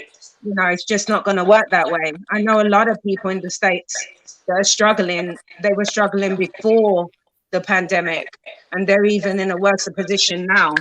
So yes, I agree with you, but I also like the fact that YouTubers are showing me what it looks like. So I agree with Brandon, Dinah, Splatsit, whoever else is, you know, I don't do a lot of YouTube, but I agree with people that are showing us some of what it looks like, because there's a lot of people that wouldn't know anything if it wasn't for YouTube. So they do need the YouTube education, but you have to be able to decipher what it is that you need. Like I said, add and subtract. What you like, and what you don't like. But you cannot go there expecting it to be, you know, like Hollywood, when you don't even live Hollywood life in the US or in the UK. You just got to get the steps in place. And until you do that, you shouldn't be talking negatively about Africa or about the US. I think it's a freedom of choice.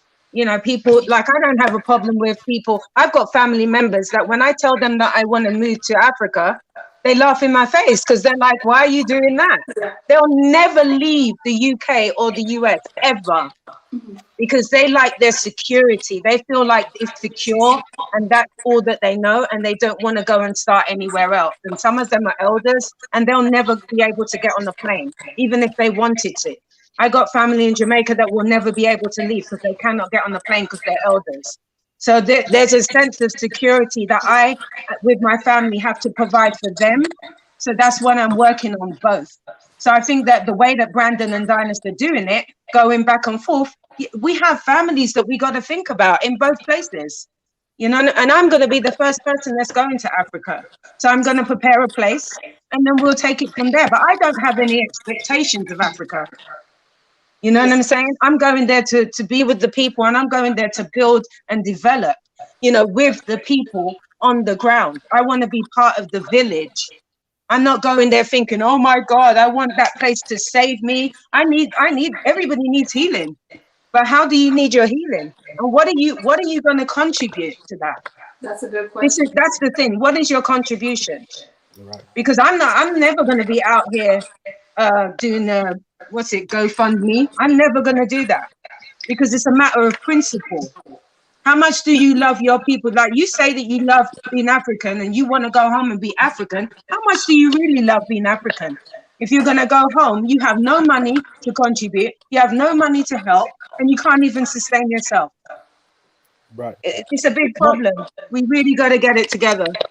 Sorry, just because. Wait, let me respond to what you were saying real quick before you start jumping on another point. I'm not jumping on another point. It's to the sister's point.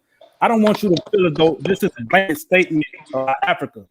When I think it's less to do about Africa, rather it is to do it like I like to call hotels. You know, the African Americans in America who just be running their mouth. So when you talk about people showing Africa like Watermeyer, Kayo Aina, whoever, Jasmine Amer, and different people that's on the ground in Africa really putting in work and taking their time out and investing their energy into broadcasting Africa, like I fully support that 100%. But these African Americans, they're not doing that. You know, they'll go for 30 days and now they think they're experts on Africa, and now they have the right to tell people who should go, who should stay in America, and who need to go to Africa. But you're not even in Africa to even have made that transition, to even be qualified to tell people to go to. But you have Africans and different people in Africa that's really putting in work. But we need to support those type of people that's actually putting in work on the ground in Africa. So I support that aspect of it. So I'm not telling people not to go to Africa, or, you know, it's just being able to drown out those people that's just agents of chaos, and they just create confusion.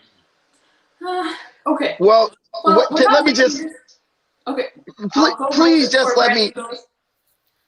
Go ahead. We can't do anything though about those agents, those people who are going to Africa for reality TV shows, for white savior complex. I'm not saying this for anybody in this community to call them out. We can't stop people from doing that. It's just a frustration that some of us have. Go ahead, Brandon. Okay, so here's the thing.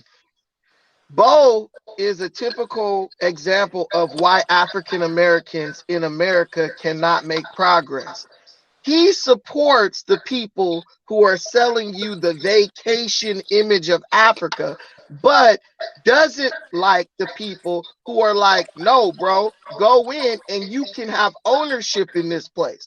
That's black people in America. We're used to supporting people who ain't actually giving us nothing, just painting a pretty picture. So when he says that, I don't fault him, because I understand that we've been doing that for 60 plus years in America.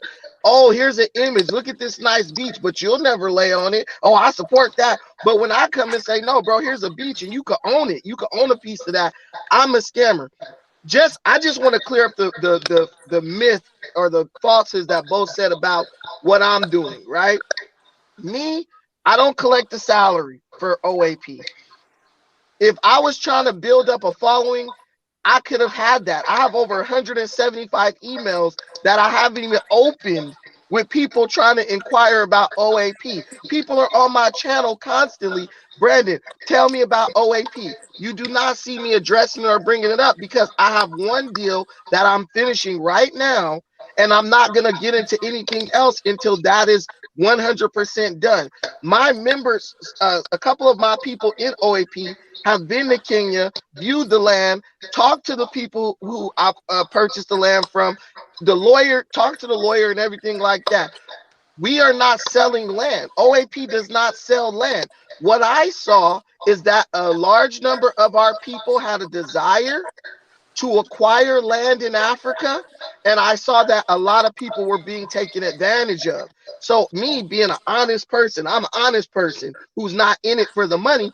So I said, let me create a vehicle before we get to the point where so many people get taken advantage of, it casts the continent in a bad light. So I did what I did out of necessity, because I can't keep pushing Pan-Africanism and repatriation to the continent if every time somebody goes over there, they getting scammed. So if you can talk to anybody at OAP, they're all over these different YouTube platforms. You haven't heard one bad thing about OAP.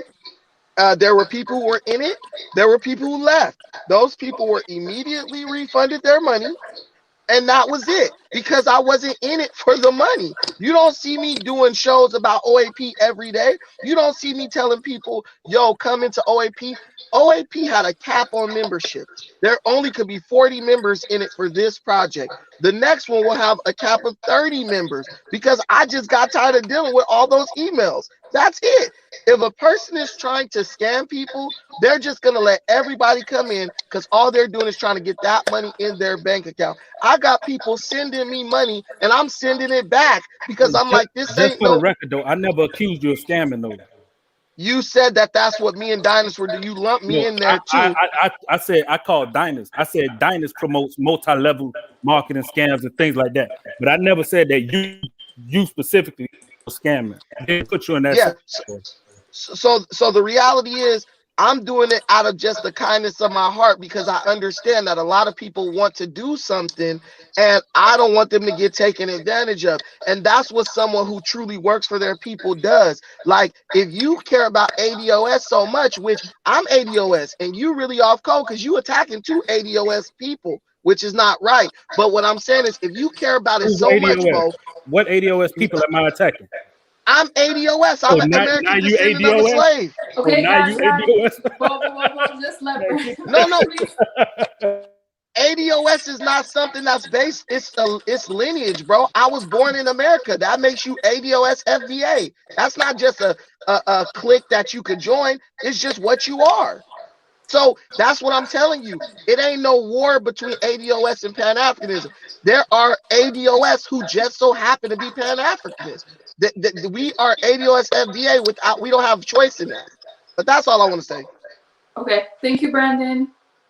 So yeah, Brandon is Pan-Africanism Strikes Back. Okay, Bo, if you want to respond that, you can, and then we're just gonna do closing statements. I just want people who like just familiar with Brandon rhetoric. Like I said earlier, some of these people are just clowns. Now he's saying he's ADOS, and I'm wrong for attacking ADOS, but he's been on hour-long panels disparaging and attacking ADOS and talking crazy. You know, they just agents of confusion as far as I'm concerned. But that's all, man. And it was it's cool, man. Okay, thank you so much. We can do Sammy's Treasure and then Mr. Uganda for closing statements. Is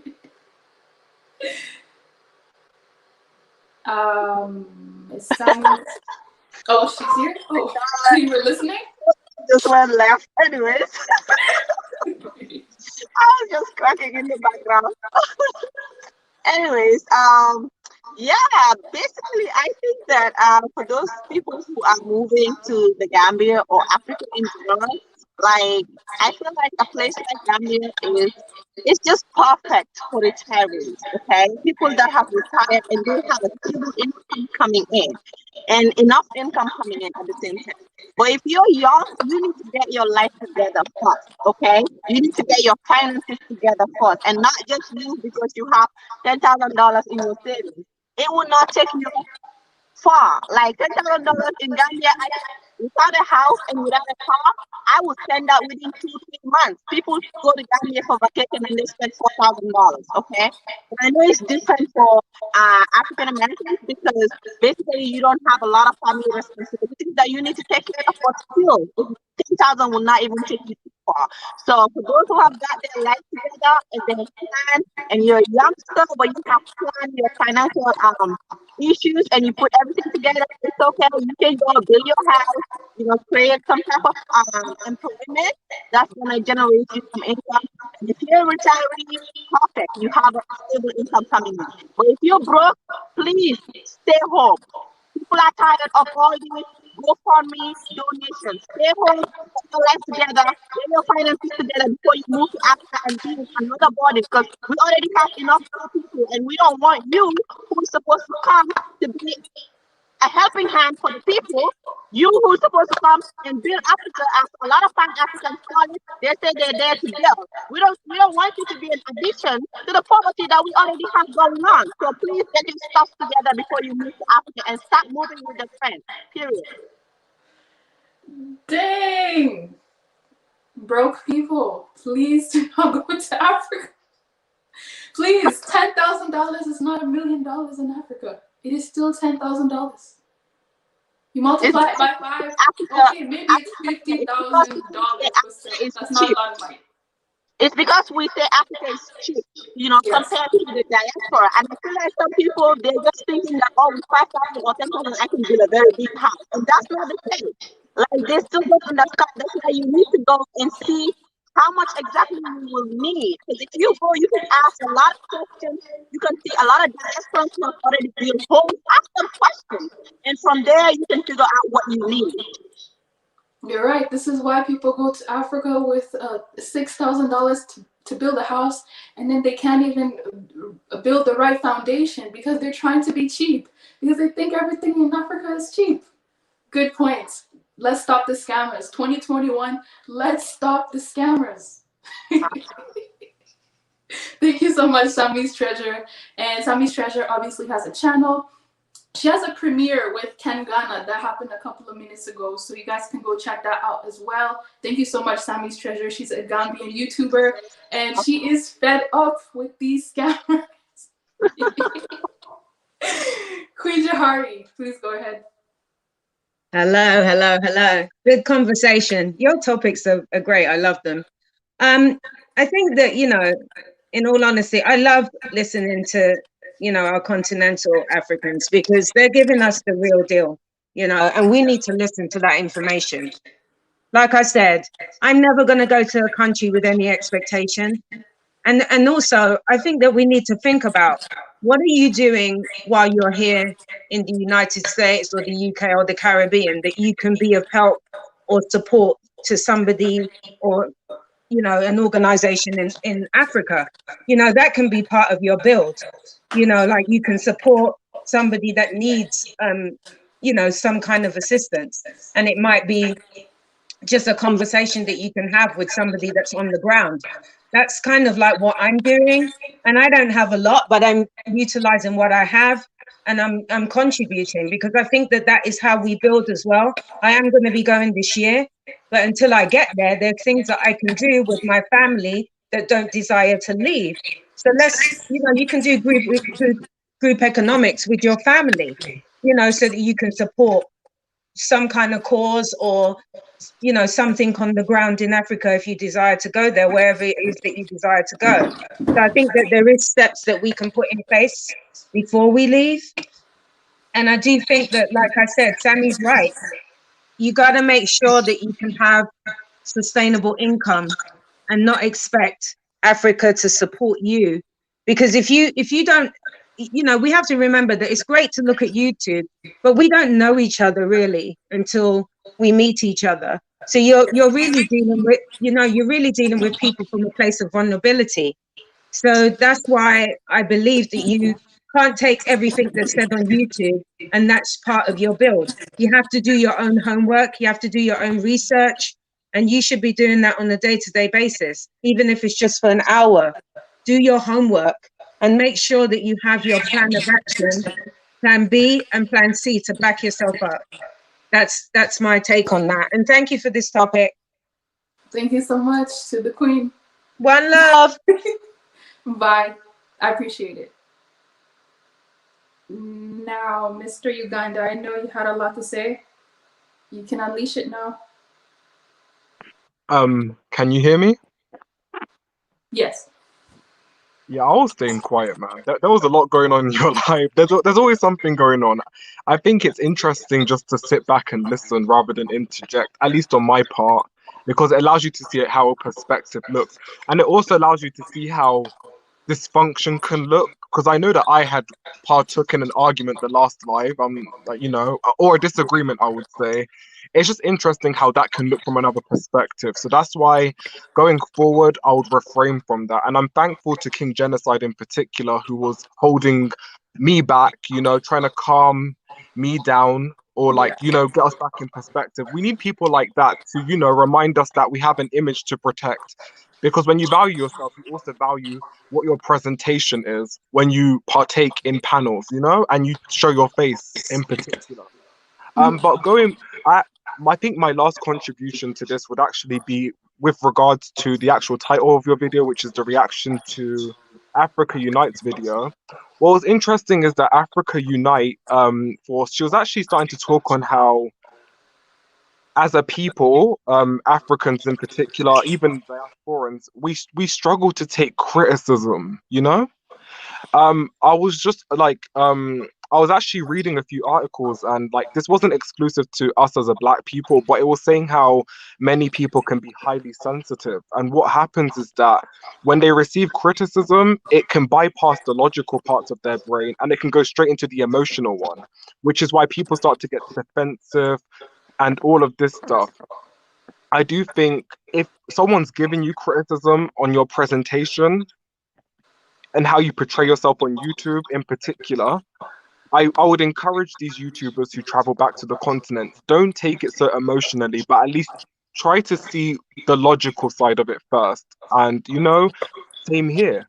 If we're going to invest our time to criticize people, at least if, because I know GK had said that the upset is pretty much useless because, it's going to be more and more of this. I do think when we take our time out to criticize, at least for myself, I will try to make the criticism more palatable to the person I'm trying to make it to, so that at least if I'm criticizing, the person who I'm trying to help will receive my commentary. And it shouldn't come from a place of me just being rude and angry. I should genuinely want to help the person who I'm criticizing so that they don't make the same mistake. I think that's just my contribution. Honestly, I think more of my thoughts just went to how disagreements look, and that for me took over my entire perception of the panel, because it was just me seeing, I think, all throughout the week, how us grown people can partake in disagreements and how it can get so ugly. It can get really ugly, and it just it isn't a good look when you look on it. When it can, so that's just my thoughts. It's just that we have to find another way to disagree without it looking so messy, because it's just not a good look. And as someone said, Exactly. I think someone No, before you yeah, go, I'll say this, yeah, because like these YouTubers that I'm even talking about, some people can assume I have a problem with them. I don't have a problem with any YouTuber. I don't have a problem with Go Black to Africa. I don't have a problem with K&K. I don't have a problem with any YouTuber and all the other YouTubers that will remain nameless that beg for $5,000. I don't have a personal issue with them. I just think that that's not the best way to go when you're doing this back to Africa Pan-African thing. I don't think that's the best way to handle your business, but I don't have a personal issue with them. But it would be nice if they listened to certain criticisms, because these YouTubers are not gods. They're human beings. They make mistakes. So they can be called out on their mistakes, and they can choose whether to act on those mistakes or not. It's not a big deal. It's not. yes, it's honestly true. I think even in the small space I operate, because I do my own thing on my YouTube. I talk about whatever I want. But Yeah. even if I don't agree with people's assessment, or even if I don't agree with the criticism people have towards me, and I can initially be defensive, I do have to, at least assess what you're saying. So while I didn't agree with what Bo said, last time, I did have to recline back, when I clicked off the panel. I was like, oh, does what he's saying have validity to an extent? And, and maybe I can start to work on those bits he's talking about, because ultimately, if someone's criticism is a true and genuine, criticism that would follow me, it's my responsibility to, better myself. And I think that's the mentality that some YouTubers may also have to adopt, because I'm not perfect. I'm just starting to trying to better myself. I'm trying. I think a lot of these YouTubers who are in the game, who are already in the continent, making contact with Africans who we have concerns about, they ought to adopt a mindset that makes it conducive for them to grow. It shouldn't be like a sheltered one that's got a fence up, and that all everything that comes your way is just meant to be blocked off. It should be one that is receptive to some form of truth, so that at least you're not offending people every single time you make a move, so that at least you're not being dehumanizing inadvertently in socializing with African people. And that's all I would have to say on that. But thank you for having the panel. Thank you for everyone who contributed. Yeah, it's just really nice. And in particular, shout out to King Genocide and even you, African Millennial. I like the peacekeeping element that many people like you bring. I think it's necessary, and I think with those type of skills and those qualities, it really invites us to take a step back and see where we could improve ourselves, to see your point of view. And I'm just really appreciative of that. And I like this panel a lot. I don't know why. I was doing star jumps, I was dancing. I said it in the chat. I was listening and I was star jumping. It doesn't always have to be adversarial. Many times we can learn from this. We just have to take the time to listen and understand. So thank you very much. I'll get in the chat and I'll say my goodbyes to everyone. No Thank you. problem. Okay, so that is Mr. Uganda. Mr. Uganda also has a YouTube channel and he does commentary on things like this. So what I wanted to end off is I listened to a whole bunch. I didn't talk. I don't like to talk when the panels are on because that's the whole point of me talking an hour before the panel, right? So with Bo and with Brandon, I think that they just have different approaches to whatever they think because they're both ADOS, right? So this is something that they're both seeing as well, and they have different viewpoints on what's going on. Now, what I will say with Brandon is I think a lot of people don't like Brandon because they think that he's too hard on ADOS. But one thing I like about Brandon is he can call out his own people because he's calling out his own people from experience. I do the exact same thing. I don't like to speak about ADOS issues per se, like 100% ADOS, because I don't understand. So I'm very hard. If you guys have noticed, I'm very, very tough on Ghanaians. Why am I like that? Because I want them to do better. It's not because I don't like Ghanaians. It's not because I'm ashamed to be African, but I need Africans to do better. So sometimes you just have to be honest, so honest where it hurts. And it hurts some people, and some people internalize that and they take that as hate. They take that as, oh, you have to be easy on Black people. We're all Black. You should be, I can be loving and hard at the exact same time, okay? So these shenanigans that I'm seeing on the continent, I don't like it. I don't care if that hurts your feelings. I don't think it's acceptable to ask for $5,000 to go to the Gambia. You can never change my mind on that. I don't think it's acceptable that African leaders are asking for COVID-19 vaccines. You can never change my mind on that. I don't care. So that's the type of approach I think that Pan-Africanism Strikes Back has, and a lot of people don't like that. But one thing I will say that I honestly respect about that man is I've never heard him ask for donations.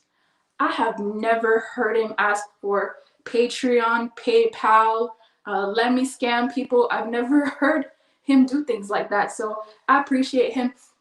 I also appreciate Bo's very realistic approach on ADOS. Like, he is definitely a defender of ADOS, and he's definitely always there to let everybody know, hey, I represent my people, I ride for my people, and this is how I ride for them. I'm very protective over them, and I like that perspective. What I will say, going back to the title though, if you guys look in the description, the link of the video that I reacted to is this one. Her name is Afrikan Unite Force, and she was basically making a video. You know, I'll just leave the cat out of the bag for this one. She was making a video about Go Black to Africa, basically. About how Go Black to Africa went to Kenya, and he went to a Kenyan school, and then he went there, and I think he said when he was giving, I don't even know what he was giving to that school, but he was giving things to that school, and then he went there and he said, I'm a minister, which is cool, and then he let the children say something about spirit and Jesus and all of that, and she was going off on that. She was going off on that. She was like, that wasn't necessary. You don't need to do that. Are you a Pan-African or are you a missionary? What's your reason for going to Africa? Are you going to Africa to better Africa, or are you going to Africa to spread the word of God? You can do both, absolutely.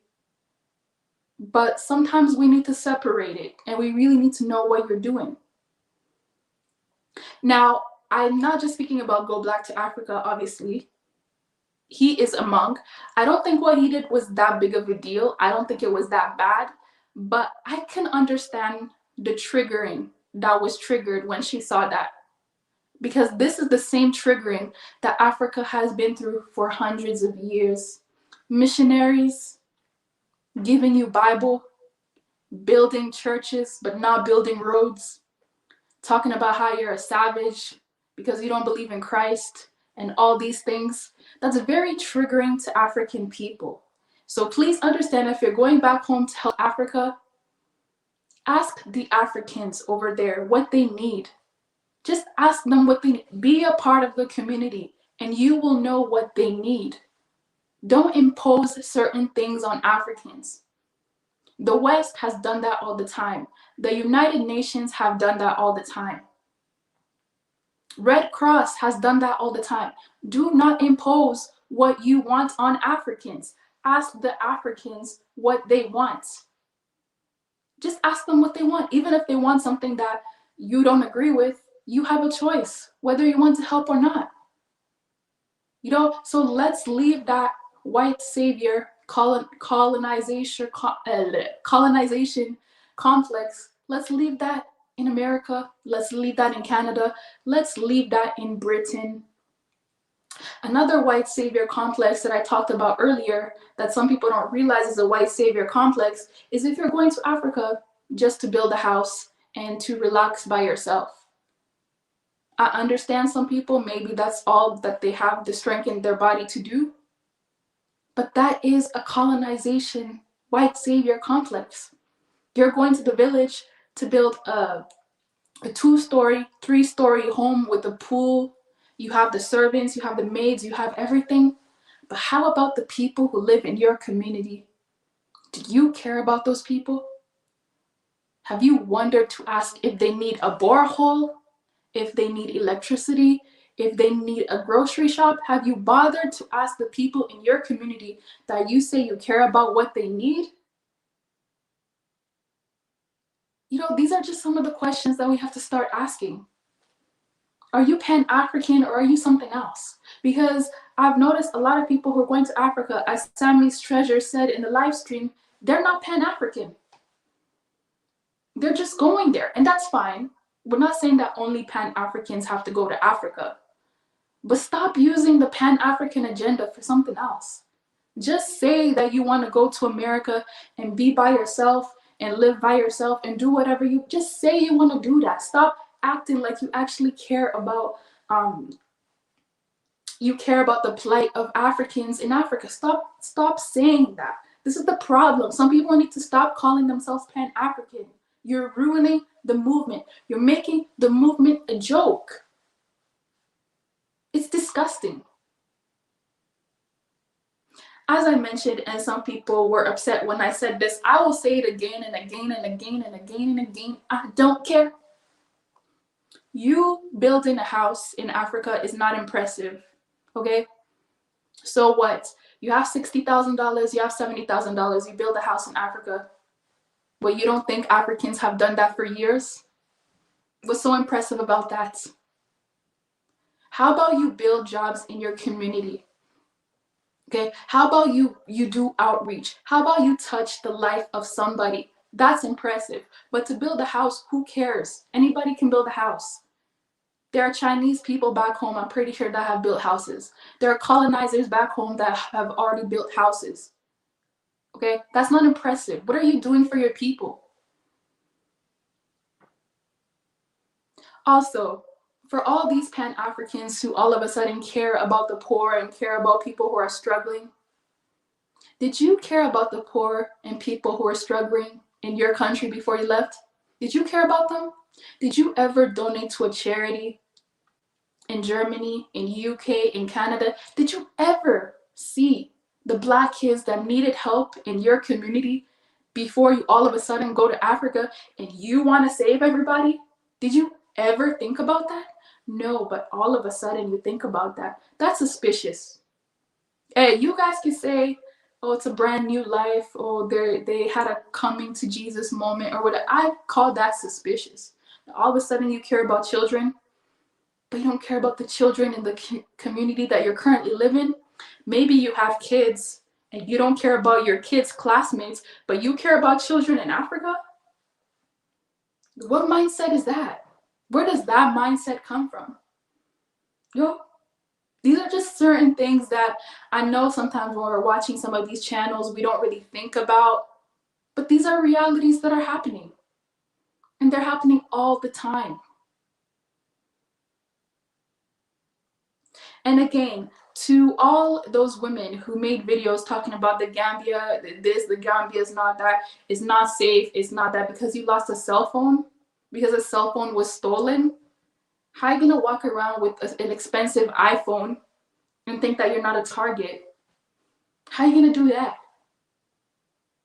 How are you gonna do that?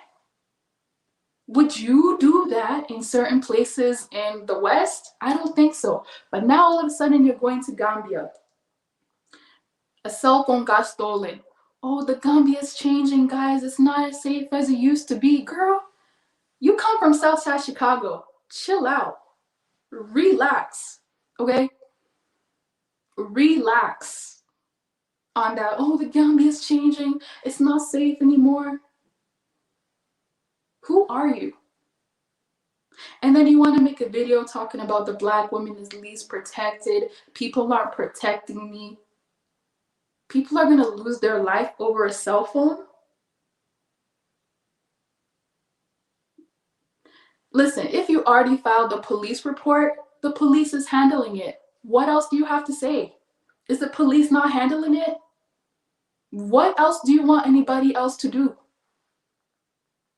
Why are you telling 10,000 people that your phone got stolen? What am I supposed to do?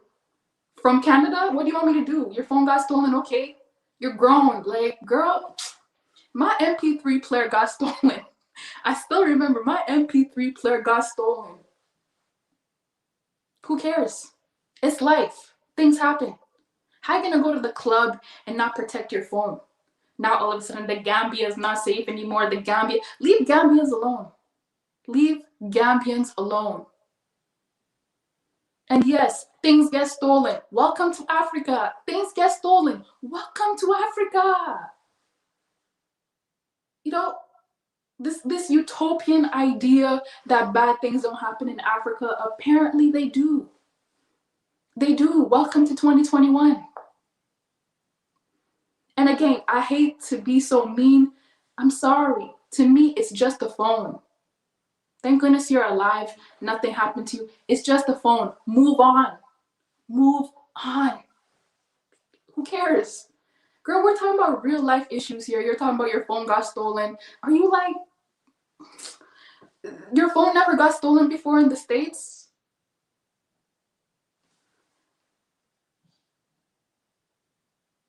Yeah. Everyday Gambia this, everyday Gambia that. How about New York this? How about Detroit that? How about Toronto this? How about London that? How about London that? Why are there not videos on YouTube of people in London saying their phone got stolen? Why aren't there so many videos of that? But all of a sudden it's Gambia. Oh, this got stolen. Oh, that I had to fight these people. I had to do this. I had to do that. Like, so what do you want the rest of us to do? Oh, to donate money for you to get a new phone? Oh no. Oh no. What is this? If this is what YouTube is for, some people don't need to be making YouTube accounts when they go to Africa. If this is what YouTube is for, please stop making videos. Because this is a TV show. This is not real life, it's TV, it's television. Somebody was like, now guys, take this easy. Somebody was like, oh, what if her phone didn't get stolen? And what if it was a plan all along? Now that one, hey, I believe her phone got stolen. I really do. I don't think somebody would come up and make a story that their phone got stolen if it didn't. But then again, this is YouTube. How do you know that they didn't? We don't.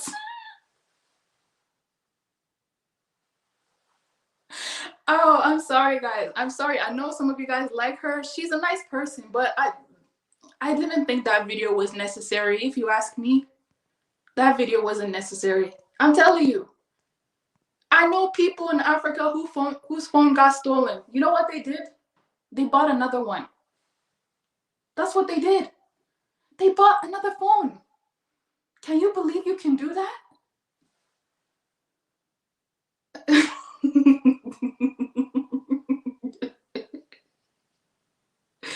Acting like they're listen, your phone got stolen, but this supposed supremacist that you complain about every day, they did much worse to you, didn't they? Okay, maybe that's a bad joke. But I'm just saying.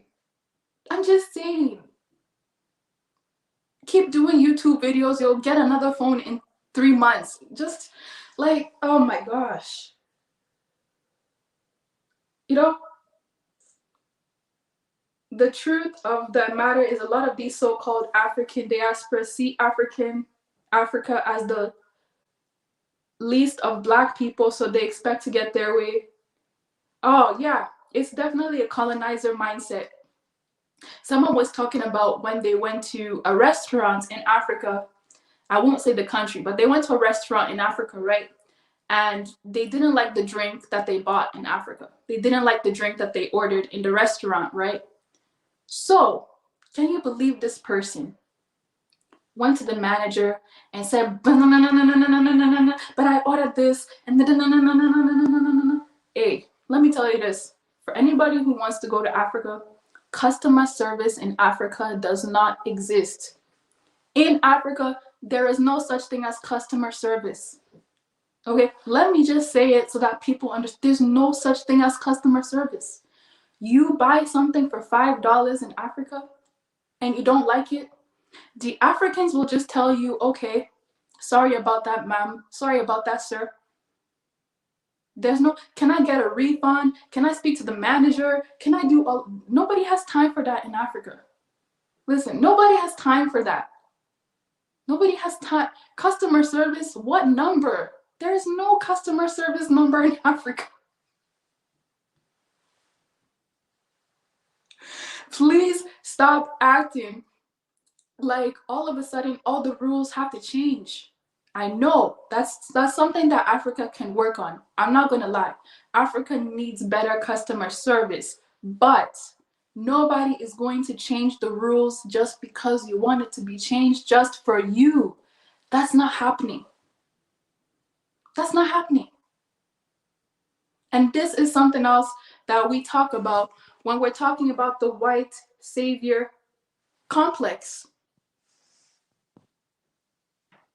No one even asks for refunds except unsuspecting tourists. Absolutely. You get an orange juice, you don't like the orange juice, drink the orange juice or throw it out or buy another drink. That's how they do things in Africa. Okay? You can talk about it all you want, but that's how they do things in Africa. Aggie's Corner, what's up? Hey, what's up? Nice to see you, man. I've been here listening to you, Sabi and all Mr. Uganda and all of them. I'm just chilling on my bed and listening. But it's a very interesting program. I just wanted to say like something. Like when you say about Africa, especially when it comes to Gambians. Hey, me, I just shoot it straight. Me, I don't have time for, like you said, like babysitting grown-ups. You see there, if Africa was perfect, some of us, like me as a Gambian, I would have sat in Gambia, spent my whole life there. Even some of us that lives in Africa, sometimes we struggle. We want to leave Africa. And if you let me tell you something, I tell this to people. If you ask Gambians, they will tell you, I'm stressed because I want to leave Gambia because we feel like sometimes it's so hard, life is so hard, and we can't cope. So like, and the other thing is, I believe like the broke ones, like the not some broke African Americans are the rude ones that go to Africa that will just go and create their YouTube channels with few subscribers and go sit Gambia and try to be rude, cussing Gambians. And like, to be honest, I'm just sick and tired of it. You will see someone will go to Gambia and every day they wake up, Gambia this, Gambia that, Gambia this, Gambia that. At the end of the day, I think they're just doing that for the attention or for the views at the end of the day. Because if you do that, you have lots of African Americans that wants to repart to Africa, that wants to go to Gambia. So when you just have the Gambia there, everyone wants to watch what you want, what you're talking about, or what you want to talk about, or what you're about to say. I always tell people this. I talk to Sammy. I say, you know what? The nonsense needs to stop. Few months ago, I did a video and said, if you're broke, don't relocate to Africa. Like literally, stay where you are, because at the end of the day, you will go to that place and start disrespecting people. You see, yeah, some of us in Africa, we are so broke that we are brokers. We are used to broke. Yeah. But we still cope with it because that's what we know. We were not born with anything. That's why most people would think like Africans live in huts. When you go to Africa, when you go to Aji's house, oh, they live in huts. They eat soil. This and because that's how the world paint us that we eat grasses. We cut the Bahama grasses and eat it. And because if you talk about Africa, everyone thinks that the continent is the whole continent is broke. No, but come on, why would you get your $5,000 that you have been saving your whole life and just pack your two clothes and go to Africa and go to a place like Gambia that everyone is struggling? Sometimes I tell people, I say, Gambia is so hard that people would eat, one day people would eat other people. We will just eat each other. That's how life is hard in Africa. But you know, yeah, when I talk, I hate when people are stupid. Some people are so dumb. When you talk about the truth, they be like, nah, she does not want us to go to Gambia. Oh, she's talking about it. Hey, let's blend the negativity and the positivity because not everything is like black and white in Africa. We don't live on top of diamonds. And if you want to hear the good, you will hear the good. If you want to hear the bad, you hear the bad. But every other country you go, it is there. Some people think like, and you know, sis, African millennial, you know, the problem is, yeah, I always say this is, it's not because Aji wants to repart to Gambia, you have to repart to Gambia. It's just like some people are following the flow. Like it's just like what is happening. Oh, Jahari, sister Jahari is going, I'm going. Uncle Don is going, I'm going. Happy companion is there, he's happy. If he's happy, I can go with my $5 and I'll be happy. No. Did you ask the guy how much he spent to save his money? How much he sat down and thought about it? And some people are thinking like, oh, okay, Africa, when you go there, you're happy, you have the sun. Yeah, nah. Me, I always do videos and I tell people there are things that I don't like about Gambia as a Gambian, and there are things that I struggle with as a Gambian. Because let me tell you something. Yesterday, an African American asked me, Aji, are you gonna ever go back to Gambia and live there permanently? I said no. He said, why? I said, because I'm not going to do that. It's my country, but I'm going to go back for holidays. But if you tell this one out African American, they'll be like, oh, she's not proud that she's a Gambian, blah, blah, blah. No. You are the one that miss Gambia. I'm not the one that miss Gambia. You are the one that wants to repart to Gambia. I'm not the, there is my country. Is where, hey, I know the country like my palm. So you're the one that wants to repart there, not me, because I live there. So if I say I don't want to go there, like, what's the big deal? No, not go there, but like go back to my country and live there. I lived there my whole life. It's in my 30s that I came here. People ask me sometimes, I'm like, oh, they say, I miss clubbing in the Gambia. I'm like, I don't miss it. Some people are like, oh, I miss the beach. I'm like, sometimes I do miss it, but sometimes I don't miss it. But some people that haven't been to Gambia wouldn't understand that, because it's not how you feel about a certain place. Even me that is from that place might not feel that way. But I want to tell people that Africa is not that okay. And the other thing is, I hate when people ask people for something. And sis, let me tell you something. Sometimes it's not how to call it. Sometimes the people that you even try to defend are the people that shouldn't be even defended. Because right now, I could have come out and do a video and said, oh, people should stop begging people, asking for donations over this, over that, over that. And you will see other people will come on the comment section and say, what is your problem? You're not the one donating them. They're not asking you money. They're asking us money. You see how funny some people are. You don't even know what people want anymore. That's why I tell people in my language, sleep on one bed so that we will know where to wake you up. We're YouTubers, yeah? And we come out to see the wrong and talk about it. And we come out and see the right and talk about it. Hey, Gambians, let me tell you something as a Gambian. Gambians are so sensitive. If I had come out and say something about my country, which is wrong, the next day, Gambians will come to me and say, oh, why would you do that? Because African Americans are there. You're policing African Americans, or you're doing it because Africa. Hey, I don't care if you have your American passport or not. You want to relocate to Gambia, like Sis Jahari was saying. It's good that we Gambians, I know, like, let me tell you, you know Ghana more than anybody else. I know Gambia more than the African Americans that are watching me. So if I can share my experience living in the Gambia or born and raised in the Gambia, why not? I can boldly come out. I tell people, me, I don't care who you are.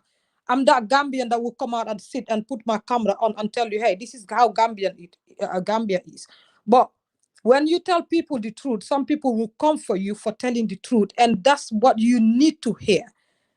Because some people will just go and buy their how to call it, sun cream, one sun cream. Why buy one how to call it, salt, to go to the beach, and you take your suitcase, you go to Gambia. You don't, like Sis Jahari was saying, you don't even have plans. Like, you have no plans of going to Gambia. Like, you didn't think about your stay in Gambia financially. You didn't think about how you're gonna eat. You didn't think about how, like, the culture. Like, you didn't think about how you're gonna mingle with the people. And you need to know that the way we are raised in Gambia is different from the way many of you are raised in America. So you go to Gambia, like you're talking about customer service. I have my own business in Gambia. I used to be there and people be like, hey, call the owner of the business. I'm like, are you mad? I'm not even coming out to talk to you. You either buy it or not. If you come to return it, I'm like, you know what? It's my store. I'm not taking it. So they need to know all of these things. Customer service. In Europe, they'll tell you the customer is always right. Are you mad? In Gambia, you don't dare tell anyone that the customer is always right. In fact, the shop owner will beat you up for nonsense and rudeness and tell you that you will even pay for it by force. If not, you go to the police. This thing people need to know. But sometimes I always tell this to Sammy. I say, Sammy, you know, it's only the broke, rude ones that go to Africa. Like, I don't want to call names like grandma, because when you go there, you're broke. You go and you tend to be rude on the internet. You have negative people that always expect negative content. They will come and support you on your negativity, so that you will get more views and you will get all these stupid super likes. I tell Sammy, I said, I don't like coming to the YouTube and do the YouTube lives. I said, the truth about me is, even if I do YouTube like live and someone sends me a super chat, I don't know, for some reason it makes me feel so shy and so ashamed. Uncomfortable, right? What did you say? It makes it feel like, well, to Yes. me, it makes me Yes. feel like I'm not used to it. I don't Yes. like it. Yeah. Yes, because I said it on my last video. I'm not the kind of person that likes the live videos. And Sammy would always tell me, Aji, go live, because people like you. People like when you're funny. People like when you talk. People like your accent. They like when you talk and talk about all. She always encourages me. I said, Sammy, each time someone sends me a super like, and I'm there to say thank you, I don't know, some part of me is so shy that I'm like, nah, I don't want to do this again, because I don't want to be it's like, you're sitting at a place that charity is coming every minute. Maybe they wouldn't take it like that, because they just be nice to me. But I take it. Yeah, I take it. But what I'm saying, I don't understand how, especially men, grown men, are asking for super chats. Hey, to be honest, yeah, I watch some channels, yeah. I'm gonna say this right. I watch some African American channels, and people are there, they're saying, oh, why don't you super like me, or send the super like. I'm like, Sammy, are people okay? Are people normal? Why would you sit there begging like charity, forcing people for super likes? What for? Like, I always say this, some of us, we just Can I created our say YouTube something, channel. ladies? Yes, okay, go ahead. Yeah, good afternoon, beautiful ladies. What I wanna say is not to be so drastic on each other. I wanna say this. It is a general thing that's going on, in which we should look at it with a general view. You feel me? Well, the reason I'm saying this is, like, there is a way we're supposed to behave, but we're not. So the reason people are hustling is because people are suffering. I think most people, if they had a choice, a lot of people wouldn't do it. Most people would not do it, because there are choices. And we have to be real kind in ourselves. We have to be real kind in ourselves. We have to accept the fact that the people that's going to Africa is really great people. They just trying to function with elevation. Now people say you can't go to Africa broke. I'm gonna say that's wrong to say. I think it's a mindset. If you in this glory, if your mind is into this glory and you have to get your your additives like what you have in America, it's out of the question because you are thinking too romantically. Like you're not really thinking in a sense where these things have to be constructed. So it's like you can go to Africa if you are humble in your mind. If you can accept that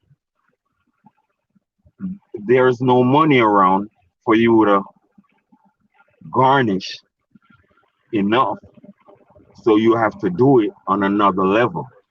And people gotta understand that. Like there are infrastructures to build.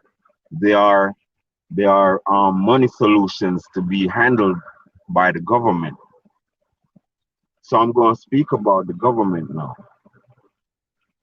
I think what's going on really is just people being unkind to each other, like totally unkind. Like everybody is just goddamn unkind, and their bad behaviors is pointed in the direction of the Negro. All of the unkind behaviors is directed to the Negro. So what I'm saying is, when it comes on to the government level in Africa, as I see it, they are all, or most of them are scoundrels, like, and they are mean, like, they do not make people access wealth. They're not structured in their mind to structure the government to make their citizens access wealth. Can I say this? Empress, you hear me? Hello? Listening. Yeah, we are listening. Yep. Yes. I want to ask this about African governments. They include themselves in everything that these white people say to them. It's like, do as I say, and they do it, right? So everybody talking about lockdown in Africa and all that stuff, right? Where's the stimulus? How come there is no stimulus for African people? Do you understand what I'm saying? So they have taken those other parts, but they're not taking that part where they stimulate the people. You understand what I'm saying? So everything else they have taken except that. Why? You know why? Because you'd actually have to get money. These ugly little black people would actually have to get money. And that's not what you'd say part of the national program. You understand? The national program is for white people to get the beaches because they have prohibited our brothers and sisters from owning beaches. So the white people who have access to real money can access those beaches, and none of you can swim there anymore. Eventually, that's what's going to happen. I'm from Jamaica. I know what's up. You feel me? I'm telling you. So the reason why Africa, my lady, is saying that she struggles so much is because the government is mean as hell. They're not sharing the little that they have, so therefore they're not gonna share it when it's big either. You feel me? I'm telling you, they do not what you call it, engage the people financially. And that's why Africa is kind of on the rocks. You feel me? It's because of these mean ass little people who do not consider our African brothers as royalty. Feel me? And when it comes to the United States, the stimulus is not for black people in America.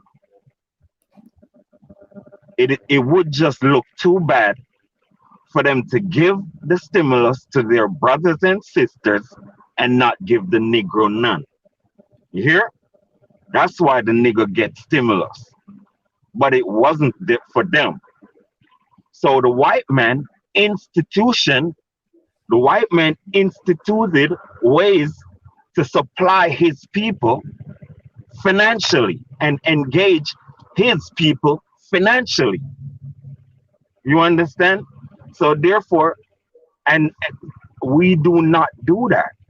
How come we take everything from the white man, but we don't take these things? The people that live in America for the United States should be getting big time support from us. Whether they're begging or what the hell ever.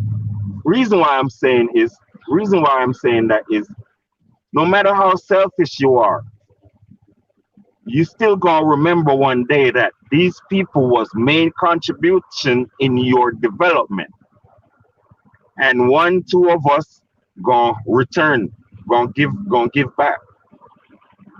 1-2 of us that get support gonna give back. If I had millions of dollars, I would issue money to all of those repacks to try and get them stabilized. See me? Try and get them to over, because everybody wants to overcome these things. That's why we should be more compassionate to say that, oh yeah, they look like nothing's going on and shit going down and all that stuff. I understand. And they're doing stuff to try and elevate or get out of that situation. I understand. You feel me? In Jamaica, there's a saying that says, what is not dead, do not throw it away. Wanna dead, na dash it away. What it means is nobody is useless. And we need to cut this type of behavior out where we dogging each other. And when somebody's down, we try to push them down further. We need to cut it out. We need to associate ourselves. We need to see each other as royalty. And how would you treat royalty? And what type of treatment would you want if you consider yourself and everybody as royalty? So we need to acquire these behaviors. You see me? We need to settle all of these things. If you can't do it, if you can't help, you can't help. Like me, I can't really help financially. You feel me? But there is a moral understanding to all of this. You feel me? We need to start considering each and every one of us as royalty. Reason is, all right, there's a tribe in Ethiopia. I don't remember what they call it. They put some little sticks in front of their door that anybody comes through their door have to bow. And I respect that shit. I respect that shit because they are royal people. No matter they live at the riverside and all that shit, they are royal people. You can come to Africa and you can also build a hut and live in a hut. And until you get there, your life, you don't have to be exposing how grandeur your life is or how you understand. No, listen, you don't have to be living expensive. I'll make a criticism about America. Nobody got nothing in America. Whoever got a house or whatever, fine with you. You ain't living in the real world anymore. Okay. Nobody, most America. Yeah, go ahead. Did you watch most of this live stream? If I didn't watch it from the beginning, I'm sorry. Okay.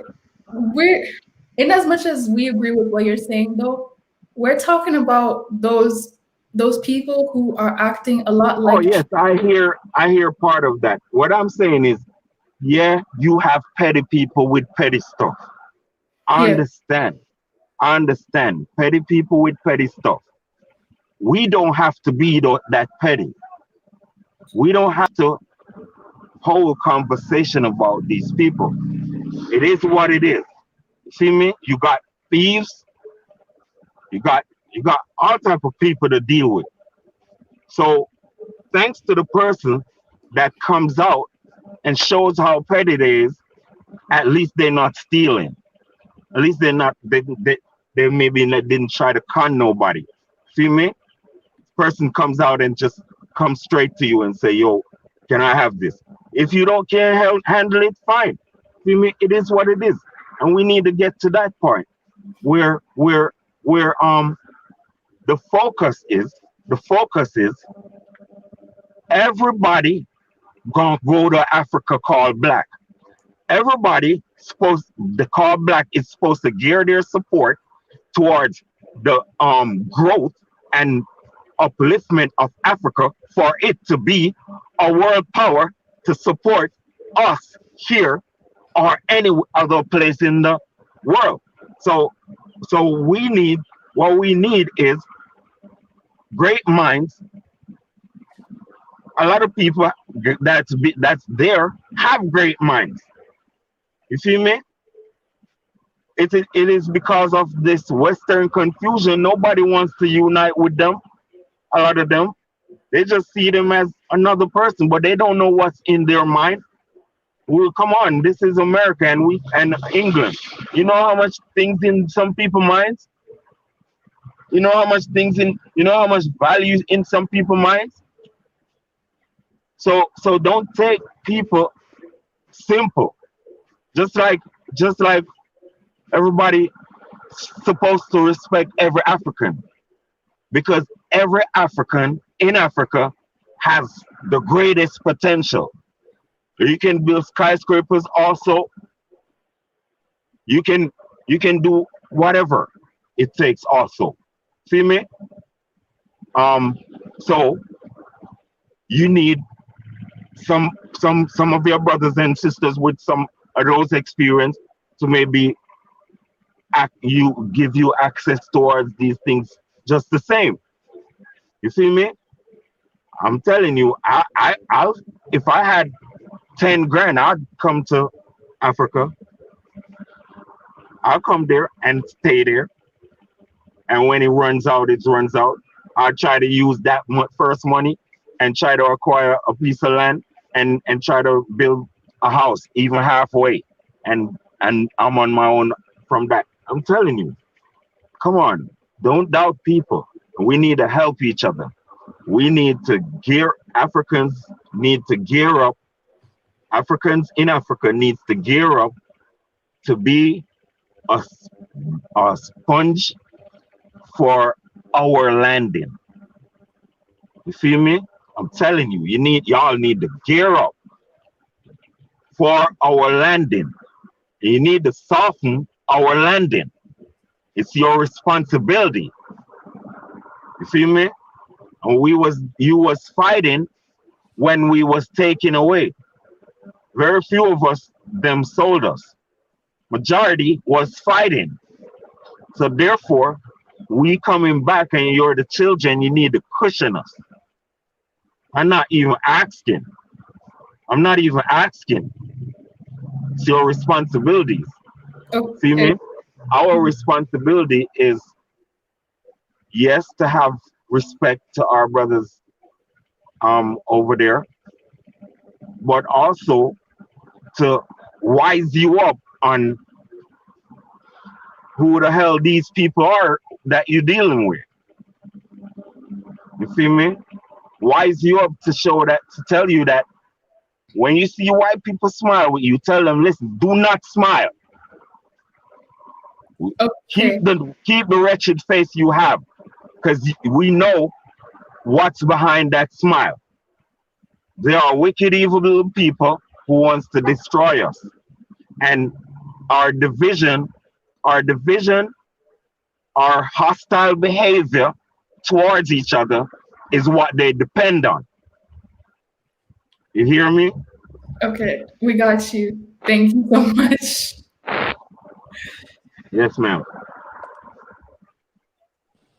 Okay, So I'm just saying that we all, Black Americans, Jamaicans, Caribbean people, Black people in Europe, and Africans need, since the African Union and all these people are not doing it, we all need to formulate an oath. And the oath is, I swear loyalty to the black skin and patriotism to Africa. Figure out what that means. We all need to figure out what that means. You feel me? Everybody should have that in their mind, and I think that would be ultimate. It's just a few words, okay. But it's a big old action. All right, I got you. Thank you for your contribution. Okay, ma'am. I guess you don't want me to talk to you no more. If you want to say something, we can talk. I'm a reasonable person. No. I was gonna wait for Augie and then back to you. Okay. Did you have anything to say, Augie? Oh wow. Okay. He did said a lot, so I was trying to put some things in my head so that I won't forget. But I will start with when he said you can just go to Africa broke. Now this is the problem. That's what I said. It's good to have platforms like this, so that people that are watching that really wants to repart to Gambia, or we can share ideas and pinpoint the wrongs and rights. And if you do this, this is what is going to happen. I always tell people, I hate when people tell me, don't do this, but you don't tell me, if you do this, this is what is going to happen. Because if you don't tell me, I'm going to do it. And at the end of the day, what you were preventing would happen because you didn't tell me why I shouldn't do it. Now, this is the problem. I'm a Gambian. I will use Gambia as an example. If you go to Gambia, let's call it spade a spade. If any Gambian is listening, they will tell you she's right. If you go to Gambia, I said this on most of my videos, there is no job available. It's not like, for example, I live in UK. Here, you have, how to call it, apps that Mr. Uganda is watching. You have apps that you can apply for jobs, cleaning jobs. You have agencies, you have these agencies, you have that. Any job that you want. If you want to be a mechanic, all these jobs are available online. All you need to do is put your CV up there and then put a cover letter. Even if you don't contact them, they see your CV, they know, okay, you've got experience, or you just want a job. They will call you and then you go for an interview. This is not in Gambia. Let me tell people, in Gambia, we don't even have addresses. We don't have postcodes. We don't have, there's nothing like even SatNav where you can drive and put your SatNav and they will locate you somewhere. If you're sending, let's talk about Gambia. If you're sending a post, you ask someone like, sis, I will ask you, oh, do you have a post box? And then you can give me a post box if you can. And not many, only few Gambians even have a postal address that you go to the post office, you have your own box. It's not like here when they come to your door and put everything there. It tells you how most countries in Africa is even more developed than Gambia. Many Gambians will tell you, I'm going to Senegal, it's my Europe. Yes, it's the reality. They will tell you, I'm going to Senegal, it's my Europe. They go to Senegal, enjoy themselves, and come back to Gambia. So we don't have that much job opportunities. If you go to Gambia, many young men are sitting outside at the gates. If some African American that repairs to Gambia is watching this video, they will tell you. Wherever you go, you see Gambian young men sitting down outside in a group, having a chat, drinking green tea, chatting all day long. If you ask them, they will tell you there is no job. There is no job in the country. I tell people this, in Gambia, it's who you know and who knows you. If your dad is not working in the government, you're not going to get a job. If your dad's uncle is not related to someone in the government, you're not going to get a job. If you don't know Aji that lives in Europe, that knows someone that works in the government, or knows someone, you're not going to get a job. Let's go back to the youths in Gambia, because I want to tell people that if you repart to Gambia broke, how it will affect you not having a job. If you go back and Google people that took the back way and went to Italy, the highest rate of Africans that took the boat and went to Italy, Gambia is the freaking highest country, and lots of people lost their life.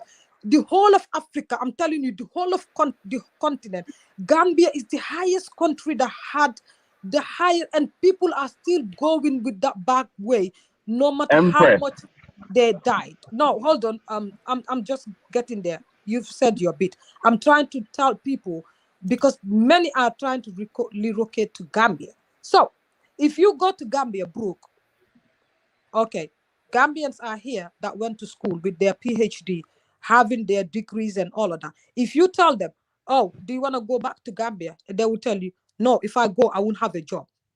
They're holding their degrees and they're holding their PhD certificates and everything to the highest level. They're sitting in this country doing other jobs, because why? If they don't know someone in the government or someone that is related to someone in the government, they would just go there with their own papers and then sit there not doing anything. So if you're reparting to Gambia, for example, you go, you have your papers, you have your certificate, and you go broke. You're talking about going with 10,000 pounds and you build your house and you sit there, you build your house halfway. No roof, no nothing. You don't forget Gambia rains, you know. And when Gambia rain, it's not like this drizzling touch. Did it? But I'm Gambia. When I say rain, it rains. This rain would the fly you know. I get stuck with the English. This rain will take you like how they call it. It will come and take you. You go. I'm telling you, then when you go to Gambia with all of this, you don't have a job. You apply for jobs, you don't have a job, because literally, some people in Gambia don't care if you come with millions or not. They're telling you the struggle is real. I tell people, Gambians would tell you that we are pain. They're telling you they're stressed. 1 second, Empress. It's the same. I mean, you are saying what I was saying. You feel me? What I'm saying about the government, right? You say it's their brothers and sisters be getting employment. But I'm saying this. Have you ever heard of the government like saying they gonna make vocational centers where they gonna teach mechanic, carpentry, plumbing, all of those? Is there a government run institution like that in the Gambia?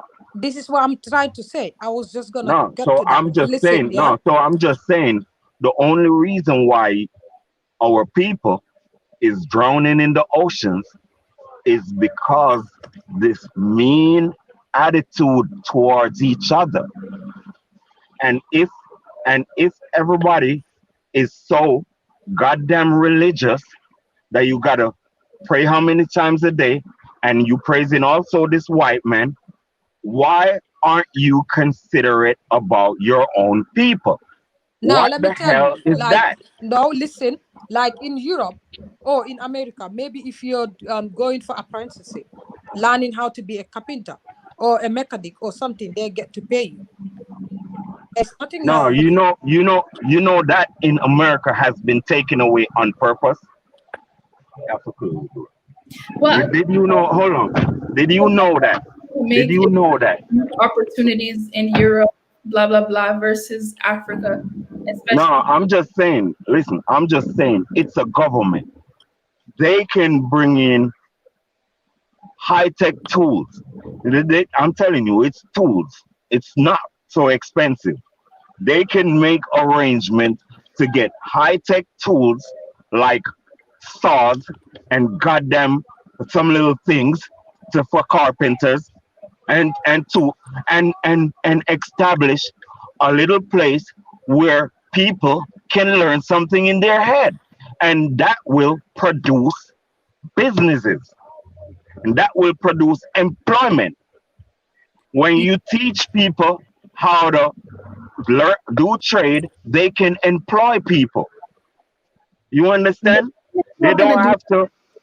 They don't have to be going around like how they do the Gambians and make people try to leave the country. If they was trying to deal with the people's mind in terms of I wouldn't call it educate them, but at least make them self-reliant. I'm a Rasta man. I'm telling you, listen. Did you I can if I can build a road without money. All I need is people to help me. All I need is brothers and sisters. That's manpower. That's manpower. That's just unity. Somebody to make some bricks and we lay the roads and make drainage also. You feel me? And stop your flooding. Also, I'm a mechanic. You feel me? So I can't go to Gambia and suffer. So that's what I'm telling you. We're not stupid. A lot of people not stupid. You need people. You need people to show some people that you can make something out of nothing. And listen, what you think is tricking the Africans? What you think is tricking Africans? Because the Western world try to make you think that you have nothing. But plastic can be manufactured out of what you can produce in Africa. Rubber can produce and make tires in goddamn Africa. And Africa can sell the world rubber. You got iron ore. We was making iron out of clay structures and making iron. How come we can't develop that? I'm telling you, they're tricking us, making us think that we're useless and our land is useless. You feel me? We need to start what you'd call it, innovate. All right, look at I'm watching Nigeria, right? And these dudes building planes. I never heard the government of Nigeria say, yo, I'm going to contribute to try and make you learn some more. And That's why Nigerians, Ghanaians, Gambians, Africans, they're making these videos. That's why they're trying to get change to happen. Yeah, like if I can get where he's talking from, it's like he's literally encouraging people to beg more. Like I don't get it. Well, so why would listen, I rely on can you stop that? Hold on. Hold on. Wait. Listen, talking about it this way, you can't stop it. You can't stop that stuff. People will be people. You gotta leave that stuff alone, my girl. You gonna listen. When people in their positions, people using all type of ways, you gotta stop it. I mean, yes, show out the people that be con artists. Show them out. I don't have no problem with that. But leave people alone that's asking for stuff. A lot of people have it to give. Leave them alone. Leave people alone. Who wants to do it? Listen, who wants to do it? Do it. All right, listen. I don't support beggars that have 2 hands, 2 feet, and look stronger than me and all that stuff. I don't support them type of beggars. But you have people that's crippled. I'll give them money any day, any time of the day. That's not asking for money. So I'm just saying you will never stop begging. Leave it alone. Stop making it an issue.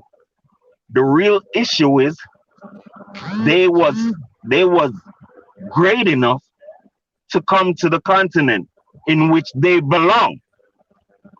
You cannot tell people that belong somewhere not to come there because they broke. Stop that. We need to stop it. People will go there when they broke. So what? Leave them alone. Support them. Leave them alone. It's called life. You need to access life and make people access life. Stop trying to down people and kill their spirit. See me, I don't like people. I hear a lot of conversations. People be dogging going to Africa, and if you broke, so what? You have kind people in Africa, or all of you wicked? You got kind people in Africa that will support somebody until they get on their feet. That's what it's all about. That's what it's all about. And one day, and every one of us gonna get help someday. No, Every one of us acts, maybe in secret, but we act one day, someday. Icon, It is what it is. agree with what you're saying, but they're not asking the Africans on the ground to help them. They're asking their subscribers in America who are also most likely suffering like they are for donations. They're not asking continental Africans for a place to stay. They're asking their YouTube community, and some of them are forcing, by the way that they speak, they're forcing their YouTube subscribers for money. Now, I don't really support these people and what they're doing. I wouldn't do it. It sounds like you I wouldn't. support them, you know. Well, what I support is them going to Africa. Yeah. That's what I support. I don't support trying to garnish unnecessarily cash. Yeah, You if me? I know that I'm going to Africa and rely on begging people and knowing that I'm not financially strong to go there when I got stuck, where am I going to go? So why would I relocate to Africa knowing that at the end of the day, this is what I'm going to end up doing? No. Fix yourself financially. This is what we are talking about. Fix yourself financially before you get there. Well, Empress, listen. I think some people feel better suffering at their own yard. I think a lot of people feel better now suffering. You're making sense, you know. So what I'm saying to you is, we suffering over here is very uncomfortable. Every little dime that we make, the white niggas get some out of it. You hear? So what I'm trying to say to you is, I prefer to suffer at my house. I prefer to suffer in my yard. So if people is going to Africa and they get a downfall, it's less shameful. It's less shameful, see me, than to suffer in front of the white people. Yeah? Know that. You need to know that. And listen, everybody is in rent house here. Most 90% of this dude. 90% of Americans. Listen, 90% of Americans is living in rent. You know who that is going to? 90% white people. See me? Every month. So ain't nobody living no nice life over here. Yeah, they want a roof over their head, but the roof they have here is not theirs anyway. Here in America, let me speak about how it goes. Anybody speak anything different is not living in the real world. It goes. Right. Anybody speak anything different is not living in the real world. It goes. Anybody speak anything different is not living in the real world. It goes. Can I make one point to what he was saying? Because I get where you're coming from, right? But I think it's a disconnect. Whereas with Pan-Africanism, what you see in a lot of these spaces and the message that's being promoted, and I mean, depending on what side of the fence you on with it, what he's saying has validity, because it's a rhetoric, whereas Africa is almost essentially the dumping ground for diasporans in the West that kind of, in a way, can't really get it right. Why would you speak it that way? Why would you speak it in such an arrogant way? I think that's a disrespectful way to speak about your brothers and sisters. I apologize, brother. You're right. What I say, okay, we all got different experiences in America, in the West. So I think what they talking about, it's almost like the entitlement, like Africa is like the fall proof for those in America who feel as though the white man got their foot on their neck and they can't do nothing. So Africa, people, it's almost a message of come as you are. You know, like Africa, if you can't do it in America, if you can't get it right in America, just go to Africa. You know, because you entitled to be in Africa because you black and they black and everybody black, and figure it out when you get there. You know what I mean? Like I feel like this is a common theme that you hear that people don't really speak to when you start talking about like we are Africans and we are. So we in the West going through whatever they're going through. They think they know about Africa, but you'll see the difference of rhetoric that's causing people to just feel as though they can just go to Africa and because you know how to fix on cars and you know how to build the road construction, but you got Africans in Africa that know how to fix cars. So I mean, where is that going to lead you? You got Africans that know how to do construction and build roads and lay blocks. So where is that going to lead you? All right. When it comes to this dude now, you say you ADOS, right? And you not going to Africa. Oh, no. We're right? not going down that road. You say you not going to Africa, right? Yeah, I'm going to Africa next week. I got my ticket now. So you are Pan-African. Yeah. Oh, I think that's great. Me too. Well, what I'm saying about that is it's like innovation. You feel me? You have a space. Like that's why I said about specific about those type of vocation. It's like this. I know what this. It's just life. You have something that people want, and they're willing to pay for it. That's what economy is, and that's how Africa supposed to run. But there should be a moral aspect where the government sees the people as its children, and all of the additives. But you trying to bleed, you trying to get blood from a rock. I mean, if the money isn't there, No, you can't say that. You cannot say that. Africa is not poor. They are mean ass bitches. They're not poor. They're just some mean mother lovers. They're not poor. Yeah, that's true. They're banking so much money in the Swiss bank, it's about to overflow. What are you talking about? They're stealing the money. So they don't. What you said? Go ahead. We talk about economy. Go ahead. Economy. Like no, I'm just saying that. I'm saying that people can go to Africa with their skill and maintain. You don't have to be like lavish rich. But how about not going hungry? That's the main thing. But coming from the West, how is that going to translate from coming from the West? And listen. Also, I'm a farmer. Yeah? And that shit's for free. All I have to do is fucking put my shit in the land. And in 6 months, I can start eating and even feed people. Yeah? You hear my youth? I'm a Jamaican. You can't tell me nothing about Africa. It's just like Jamaica. Right. We making things out of nothing in Jamaica just the same. Yeah? And we still have to live off each other just the same. Yeah? And the government wicked just like African government, just the same. Yeah. All right. I don't think too So much. I know what's going on. Hold up. Okay.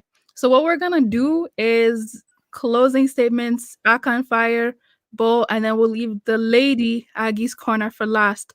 So let's go ahead. Let me just say, because I'm gonna get out the way quick. I know I probably want to say a lot. But yeah, I think people just need to be realistic about the needs of Africa and African who's actually repatriating back to Africa and what they're actually bringing. Because in the West, you can work and have certain skills level that can sustain you and you can live a good life. But when you go back to Africa, if you don't have specific skill sets or whatever, that it almost becomes worthless, you know, because they're not the market isn't there to even compare with what you would make in America. Is say a foreman on a construction site or whatever, if you do construction or if you're a mechanic. So you got people that's going to Africa, and I see it too. That's another thing I never thought about, but I see African Americans, they have specific skill sets that can sustain in America. All right, but in Africa, those skills don't translate to the continent. And I think that put people in a predicament where they're not necessarily broke. All of them aren't necessarily broke here in America, but that money starts to run low once you get to the continent, and your skill set that you have in America doesn't translate back to the continent. And I'll let the brother touch that. Well, point taken, Mr. Bo. There is a lot of inefficiency in Africa, and we are practically powerless about it if my brothers in Africa do not see that they are the government and not the structure itself. You feel me?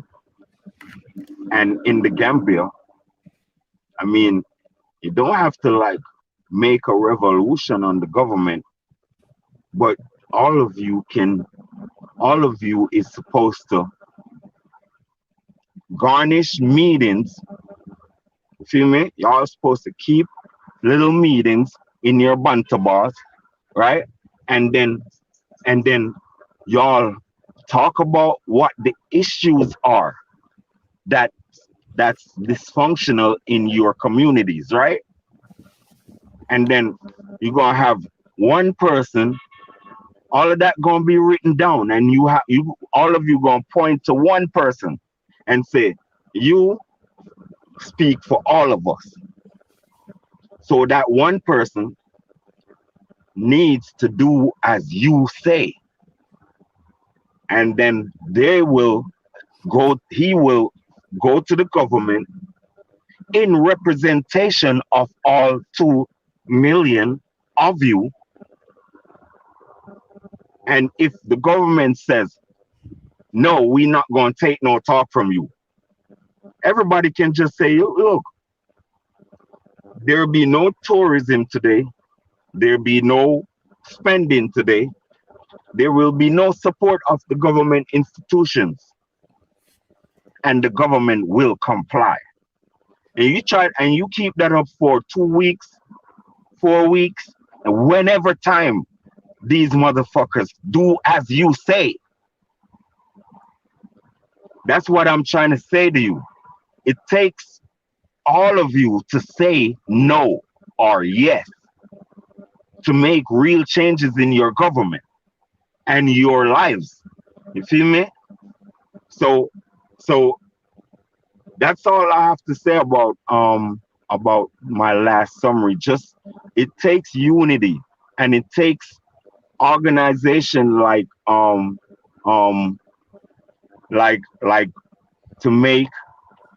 to have one voice, have an organization that one voice, not a pastor and not a rabbi, none of them people. Feel me? I think y'all should try to get somebody Pan-African,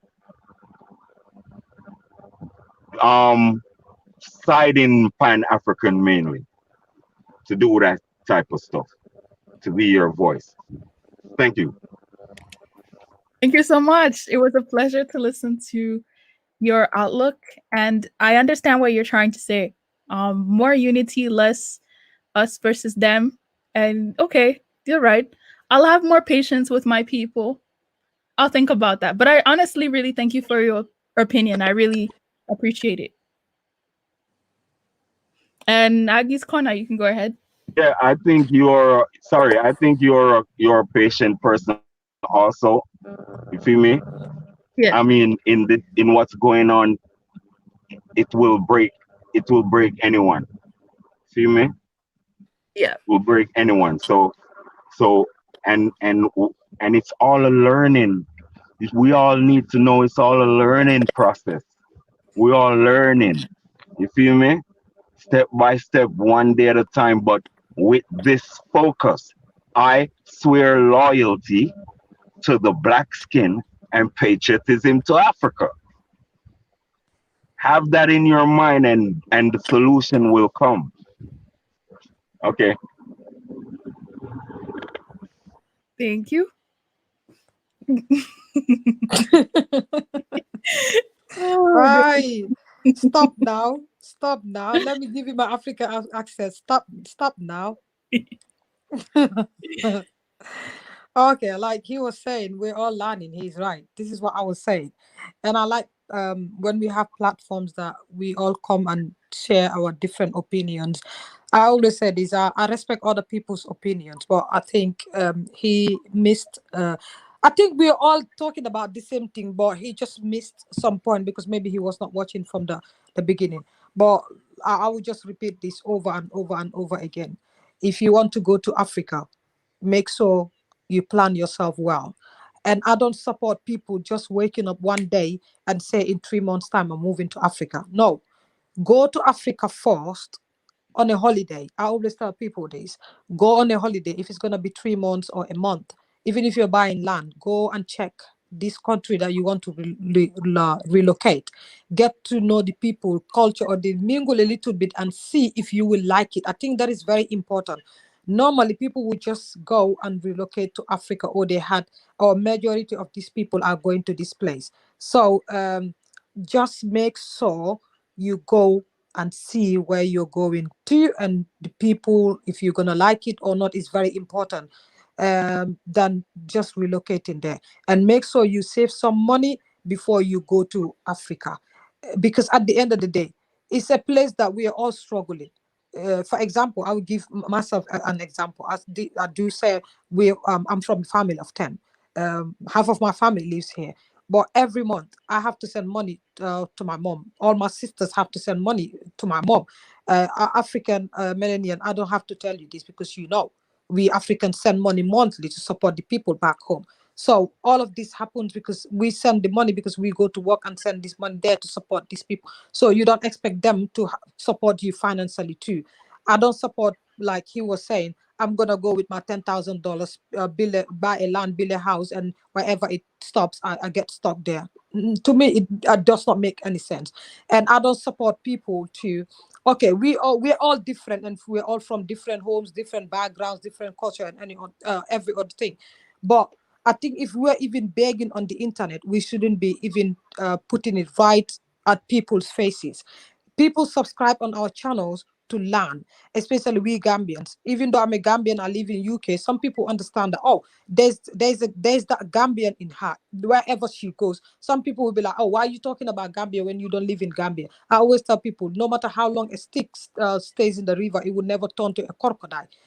I'd say to people, my accent is my ID card. I'd walk, even if I speak, people like, you're not from here. Where are you from? Are you from Nigeria? I'm like, nah, I'm from Gambia. It shows that I don't belong here. So this is what I'm saying.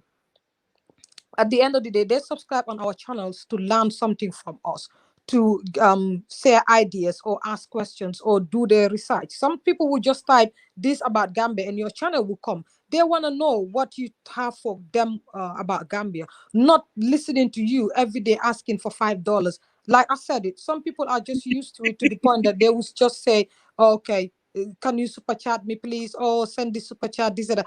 And other thing though, I have to say before I go, some people are just following the flow too. They don't have any plans of relocating to Gambia. They will just come and say, I want to go to Gambia, I want to go to Ghana.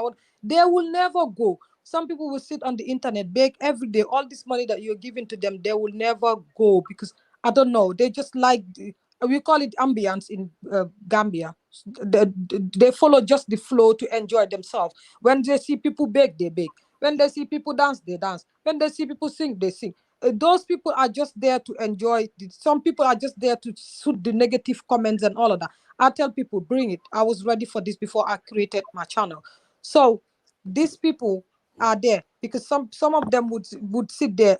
Trust me, I don't have a camera to start a YouTube channel. How would you go and create a YouTube channel with 2 subscribers? You go to Gambia thinking that, okay, fine, if I come and join the struggle on, because this YouTube now, it's a group. It's a group of African millennial, Aji, Sami, Jahari, Uncle Donny, Happy Companion, this and that. They just come to the group and join all of us just to get also get the ambience for people to go out to their 2 subscribers. I tell people this: when are you gonna get the 1,000 subscribers? When are you gonna get monetized? all that time, and how much money are you gonna get from those views? These YouTubers don't tell you the truth. The other time I spoke to Sammy, I said, Sammy, YouTube just paid me $86 last month. And Sammy was laughing and said, okay, me too, I had this, 86 pounds last month. And Sammy was laughing and said, I have this dollars last month. We both know that kind of, you know what I said to her? I just laughed. I said, okay, I'm just going to send the money to my mom and give it to my mom. We are not having millions. You need to know that even Aji got 6,000 subscribers. I'm not making thousands of pounds or hundreds of pounds. No, not up to 500 a month. No, you need to know that before you create your YouTube channel. Not 1,000 views, 10,000 views cannot even give you 400 pounds a month. I don't know the dollar. Then I would have broke it down.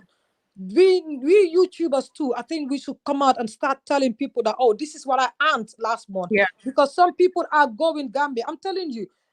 You see, yesterday I spoke to one guy that said, you know what? I'm always scared of your channel because you speak the truth. That's why Gambian men are even scared of you, because they don't are comfortable. Sis, this is what I'm saying. These people are watching us to know the reality. And that's why sometimes I tell people my platform is about my lifestyle too. For people to know that Aji is not okay.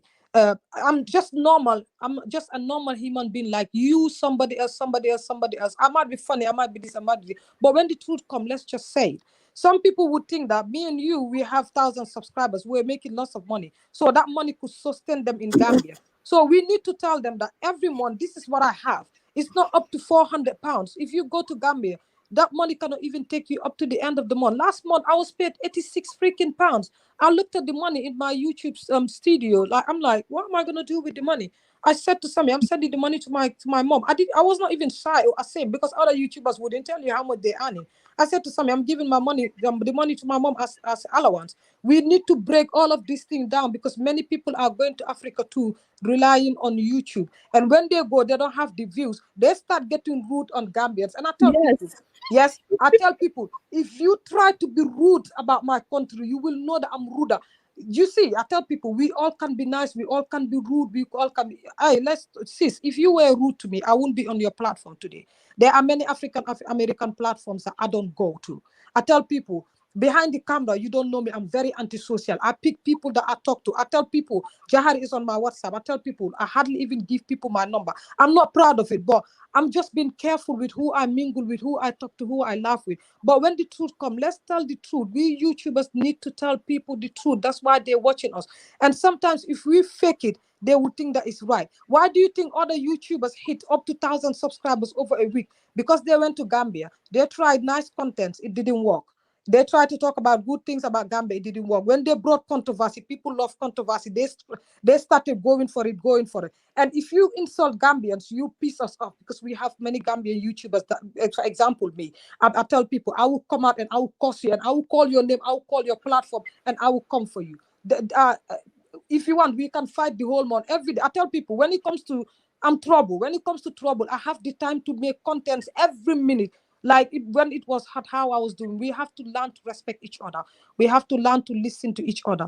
We have to learn. Me, I don't know much about America. It's recently that I start learning from African Americans. Sometimes I tell Sammy, oh, so African Americans go through this. Oh, this about Africa, African Americans, because I don't know the culture. I don't know. I told people it's recently, I even know that on YouTube, people are trying to go to, this amount of people are trying to relocate to Gambia. I didn't even know. But I thank God that I came to know all of you guys, to be together. We exchange ideas, we respect each other, we support each other. You know, it's really nice when there is peace. But where there is rudeness, we can't understand each other. All we're going to do is cuss each other out. When are we going to learn to understand each other? We have to understand that these Africans are like this. African Americans are like this. There are things that I'm not going to agree with, and there are things that they're not going to agree with. But yet still, we have a dialogue and discuss about all these things. So this is what I have to say. We YouTubers, we that have our platforms, there's nothing wrong with me having my platform and you come to my platform. I get to know more about America, you get to know more about Africa, but we respect each other. And don't go to Gambia when you're broke. I tell people this every day. Yeah, I know what I'm saying, you know. Sometimes we boil only rice and eat now. You come and join us at the Straza. You will climb to this looking for internet. Yes, please. Thank you very much. I'm happy. Sammy sent me when you're live. You see, this is how sweet it is when there's peace. Sammy sent me, I was watching TV, I had to pause. Sammy sent me the link and said, "You're live, come and join us." So I'm here. This is how beautiful it is. So I will say, I love you. I will try to come live one of these days. I can't do the 4 hours. Thank you very much. I'm happy that I was here. I'm here. Thank you so much for being here. And everybody, I think you guys already know, but Aggie's Corner is another Gambian YouTuber, so you can go ahead and check her out. And thank you guys so much for being here. Thank you guys for listening. Do you guys have any last comments or closing thoughts in the comment section before we go? Again, we were both basically talking about the white savior complex of going to Africa. And Aggie Kona actually made a good point. If you don't have money, how are you going to help people on the ground? You get what I'm saying? And why are you not asking people on the ground to help you? Why are you asking people in America to help you when you're in Gambia? Does that make any sense? But I guess if we say that we're haters or we're anti-Pan-Africans, first and foremost, I'm not anti-Pan-African. Okay, I love Pan-Africanism. I love everything Pan-Africanism stands for, everything it does. But am I going to call myself a Pan-African right now? I don't know, because I have to do more research. You know? But one thing I will tell you is I will not go to Africa with $6,000 and try to think that I'm a queen. I'm not doing anything with $6,000 in Africa. Yes, Africa is cheap. But have you guys noticed that the people who usually do well in Africa are people that have money, people that are retired, and they have extra money to do things? Have you guys noticed that? Not people who are in their 20s, 30s, 40s, don't have a lot of money, and they're trying to figure out how to make it. If you're trying to figure out how to make it, why do you have to drag us into it? Why do you have to drag your viewers into your plans, into your dreams? That's exploitation. That's exploiting people. That is not Pan-Africanism. And let's stop with this, everybody who's going to Africa is Pan-Africanist. No, just because you go to Africa, you're not Pan-Africanist. So are we calling the Europeans that went to Africa hundreds of years ago, were they Pan-Africanists? Are the Chinese people who went to Africa, are they Pan-Africanists? They left their countries to go to Africa. Are they not Pan-Africanists then? No, Pan-Africanism is not just I'm going to Africa. It's what you believe in. It's what you do for your people. And that, you can't fake that. You can't fake that. And I'm sorry, I will put, what's that person's name again? The one, I'm not letting this go. Not until he deletes his page. I'm not letting it go. I'm not letting it go that one of us is asking us to donate $5,000 to go to the Gambia. See, if that man was to ask us to donate $5,000 to go to a charity, I may be like, oh, okay, at least he's donating it for someone else, not for himself. But he's just putting a GoFundMe page, oh, I need to go to Gambia. He doesn't even explain what he needs the money for. Who is that stupid? Who is that foolish? Right now in the GoFundMe page, it's $0 raised out of the $5,000. So all these subscribers who love him, why are they not donating to him? Yeah, because they understand what he's doing. He's hustling, and that's wrong. That hustling is wrong. Stop hustling African Americans. Stop hustling Africans. Africans have been hustled for hundreds of years. Leave them alone. African Americans are trying to survive. Leave them alone. You don't have money to go back home? That's not my problem. Listen, you need a place to stay? Ask my family. They'll give you a place to stay. But they're not paying for your plane ticket. They are not paying for your plane tickets. That entitlement attitude, I don't know where that's coming from, but people need to stop. These are 40, 50-year-old men that are making accounts on YouTube asking people to donate so that they can go to Africa? No, you need to do Uber. You need to do skip the dishes. You need to do Just Eat. You need to do Amazon. You need to get 3, 4, 5 jobs. Unless if you're sick and you can't work, then the government is giving you money. Save the government money, but leave people alone. During a pandemic, asking people to donate money for you, leave people alone. People are tired. They don't have time for this nonsense. People have children to take care of. They don't have time for this nonsense. Stop using Africa for your own devilish means. People have done that for years. UNICEF has done that. I was gonna play a clip, but this video is getting too long. So I'm gonna leave a name, Halima Adem. She's a model. She used to work in she used to live in a refugee camp by UNICEF. These people went to the refugee camp 23 years ago to take pictures of her mom and her without asking her mother for permission. They used her pictures to make money, but they never went back to take care of her. Africans are tired of that. Stop taking pictures of Africans without asking them. Stop recording Africans without asking them for permission. Stop going to schools and giving them Bibles. Leave them alone. Stop asking your subscribers to build your house. Build your own house. You need help? Ask the government. What is going on with some people? Who's doing this?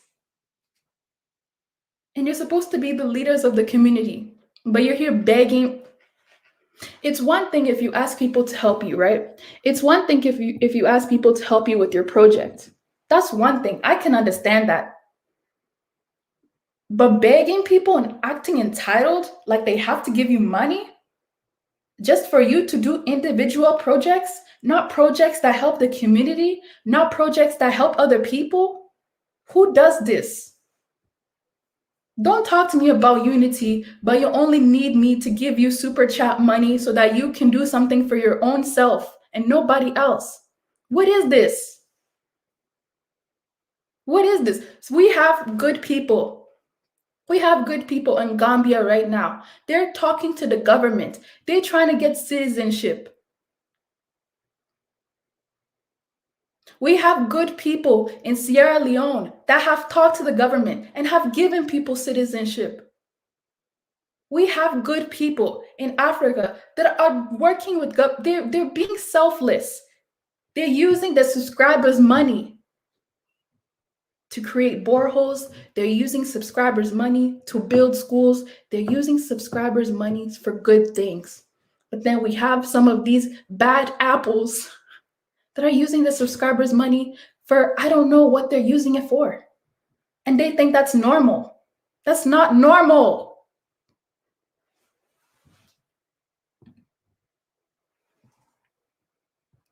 Anyways, guys, that's it. I'm going to be out. I'm going to roll out. It's a long video, but thank you guys for being here. I'll see you guys with another video topic. It was really nice hanging out with you guys, but I have to go. Okay, I'm really upset. I know that this whole thing is not going to stop anytime soon.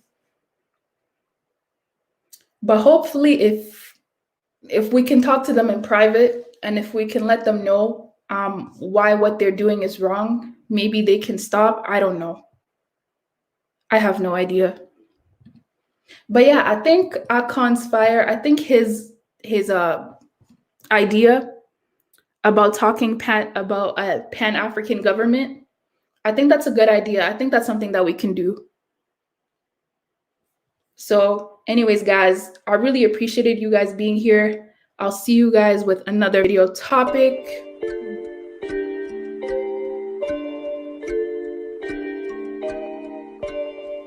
Yeah. Ghana. I'm so cool, I went to Africa. Back at school, they would laugh at us. Now it's cool to be black as fuck. Now it's cool to be from Africa, huh? Went to Ghana, now I'm acting up. Went to Ghana, now I'm acting up. It's so cool to be from Africa. It's so cool to be from Africa. I'm so cool, I went to Africa. Back at school, they would laugh at us. Tell the truth, it was cruel. Now it's too cool to be black as fuck. Now it's cool to be from Africa. Now it's cool to be from Africa. Went to Ghana, now I'm acting. Went to Ghana, now I'm acting. Met the coolest youth with stamina. Eat the sweetest fruit, I'm matching up. Had some banku, ate some food with some good stew belly buzz. Kelly Welle, ate some red with some jollof, I ate enough. Plantain made me cuckoo, so much good food, man, ate too much. Yam chips too added up. Man, don't be mad at us. I took a plane from Canada. I can't complain, I landed, bruh. Soon as I landed, they handed up. All of that hate ain't adding up. I took my words and just backed it up. It's always been cool to be black as fuck. Went to Ghana, now I'm acting up. Went to Ghana, now I'm acting up. Went to Ghana, now I'm acting up. It's so cool to be from Africa. It's so cool to be from Africa. It's so cool to be from Africa, huh? Went to Ghana, now I'm acting up. Strongest backs, they manage enough. Too cool, they balance food with no hands. This ain't a bluff. Next strong, they very tough. Made me just level up. It's always been cool to be black as fuck. It's always been cool to be black as fuck. Went to Ghana, now I'm acting up. The women intelligent, beautiful, fit, and hella thick, yeah. Dripped in melanin, sun kissed, it's evident, yeah. The men real gentlemen, so fine, so eloquent. Melanin dipped in elegance. Ghana is so heaven sent. Home of real medicine. Home of black excellence.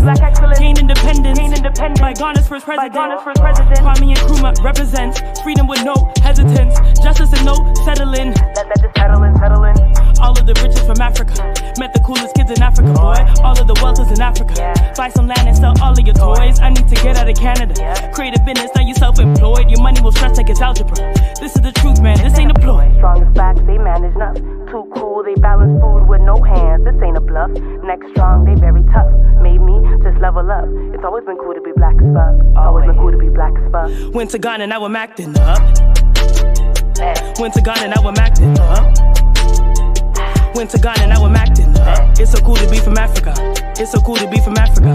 It's so cool to be from Africa, huh? Went to Ghana, now I'm acting up.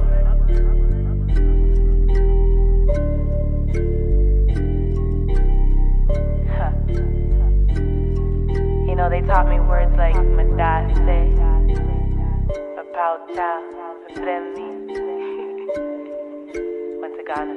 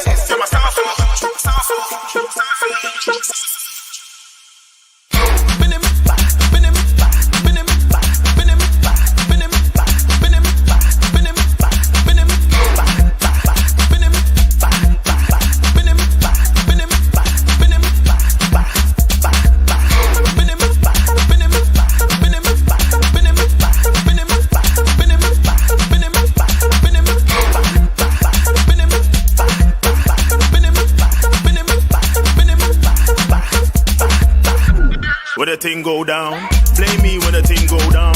I be the one with the bingo sound. I be the one with the bingo sound. Long time no see, more shine on me, all eyes on me, more dimes on me, more rhymes from me. They be broke boys, long time no fee. Chicken bone, we get them chicken bone. When they get them back, give them chicken bone. When not the wifey, I leave the chick at home. She dey cook jollof rice in the kitchen home. You don't wanna see me in my kitchen zone. Stove on high, oven on high, burn up the ceiling, burn up the sky. Everybody die.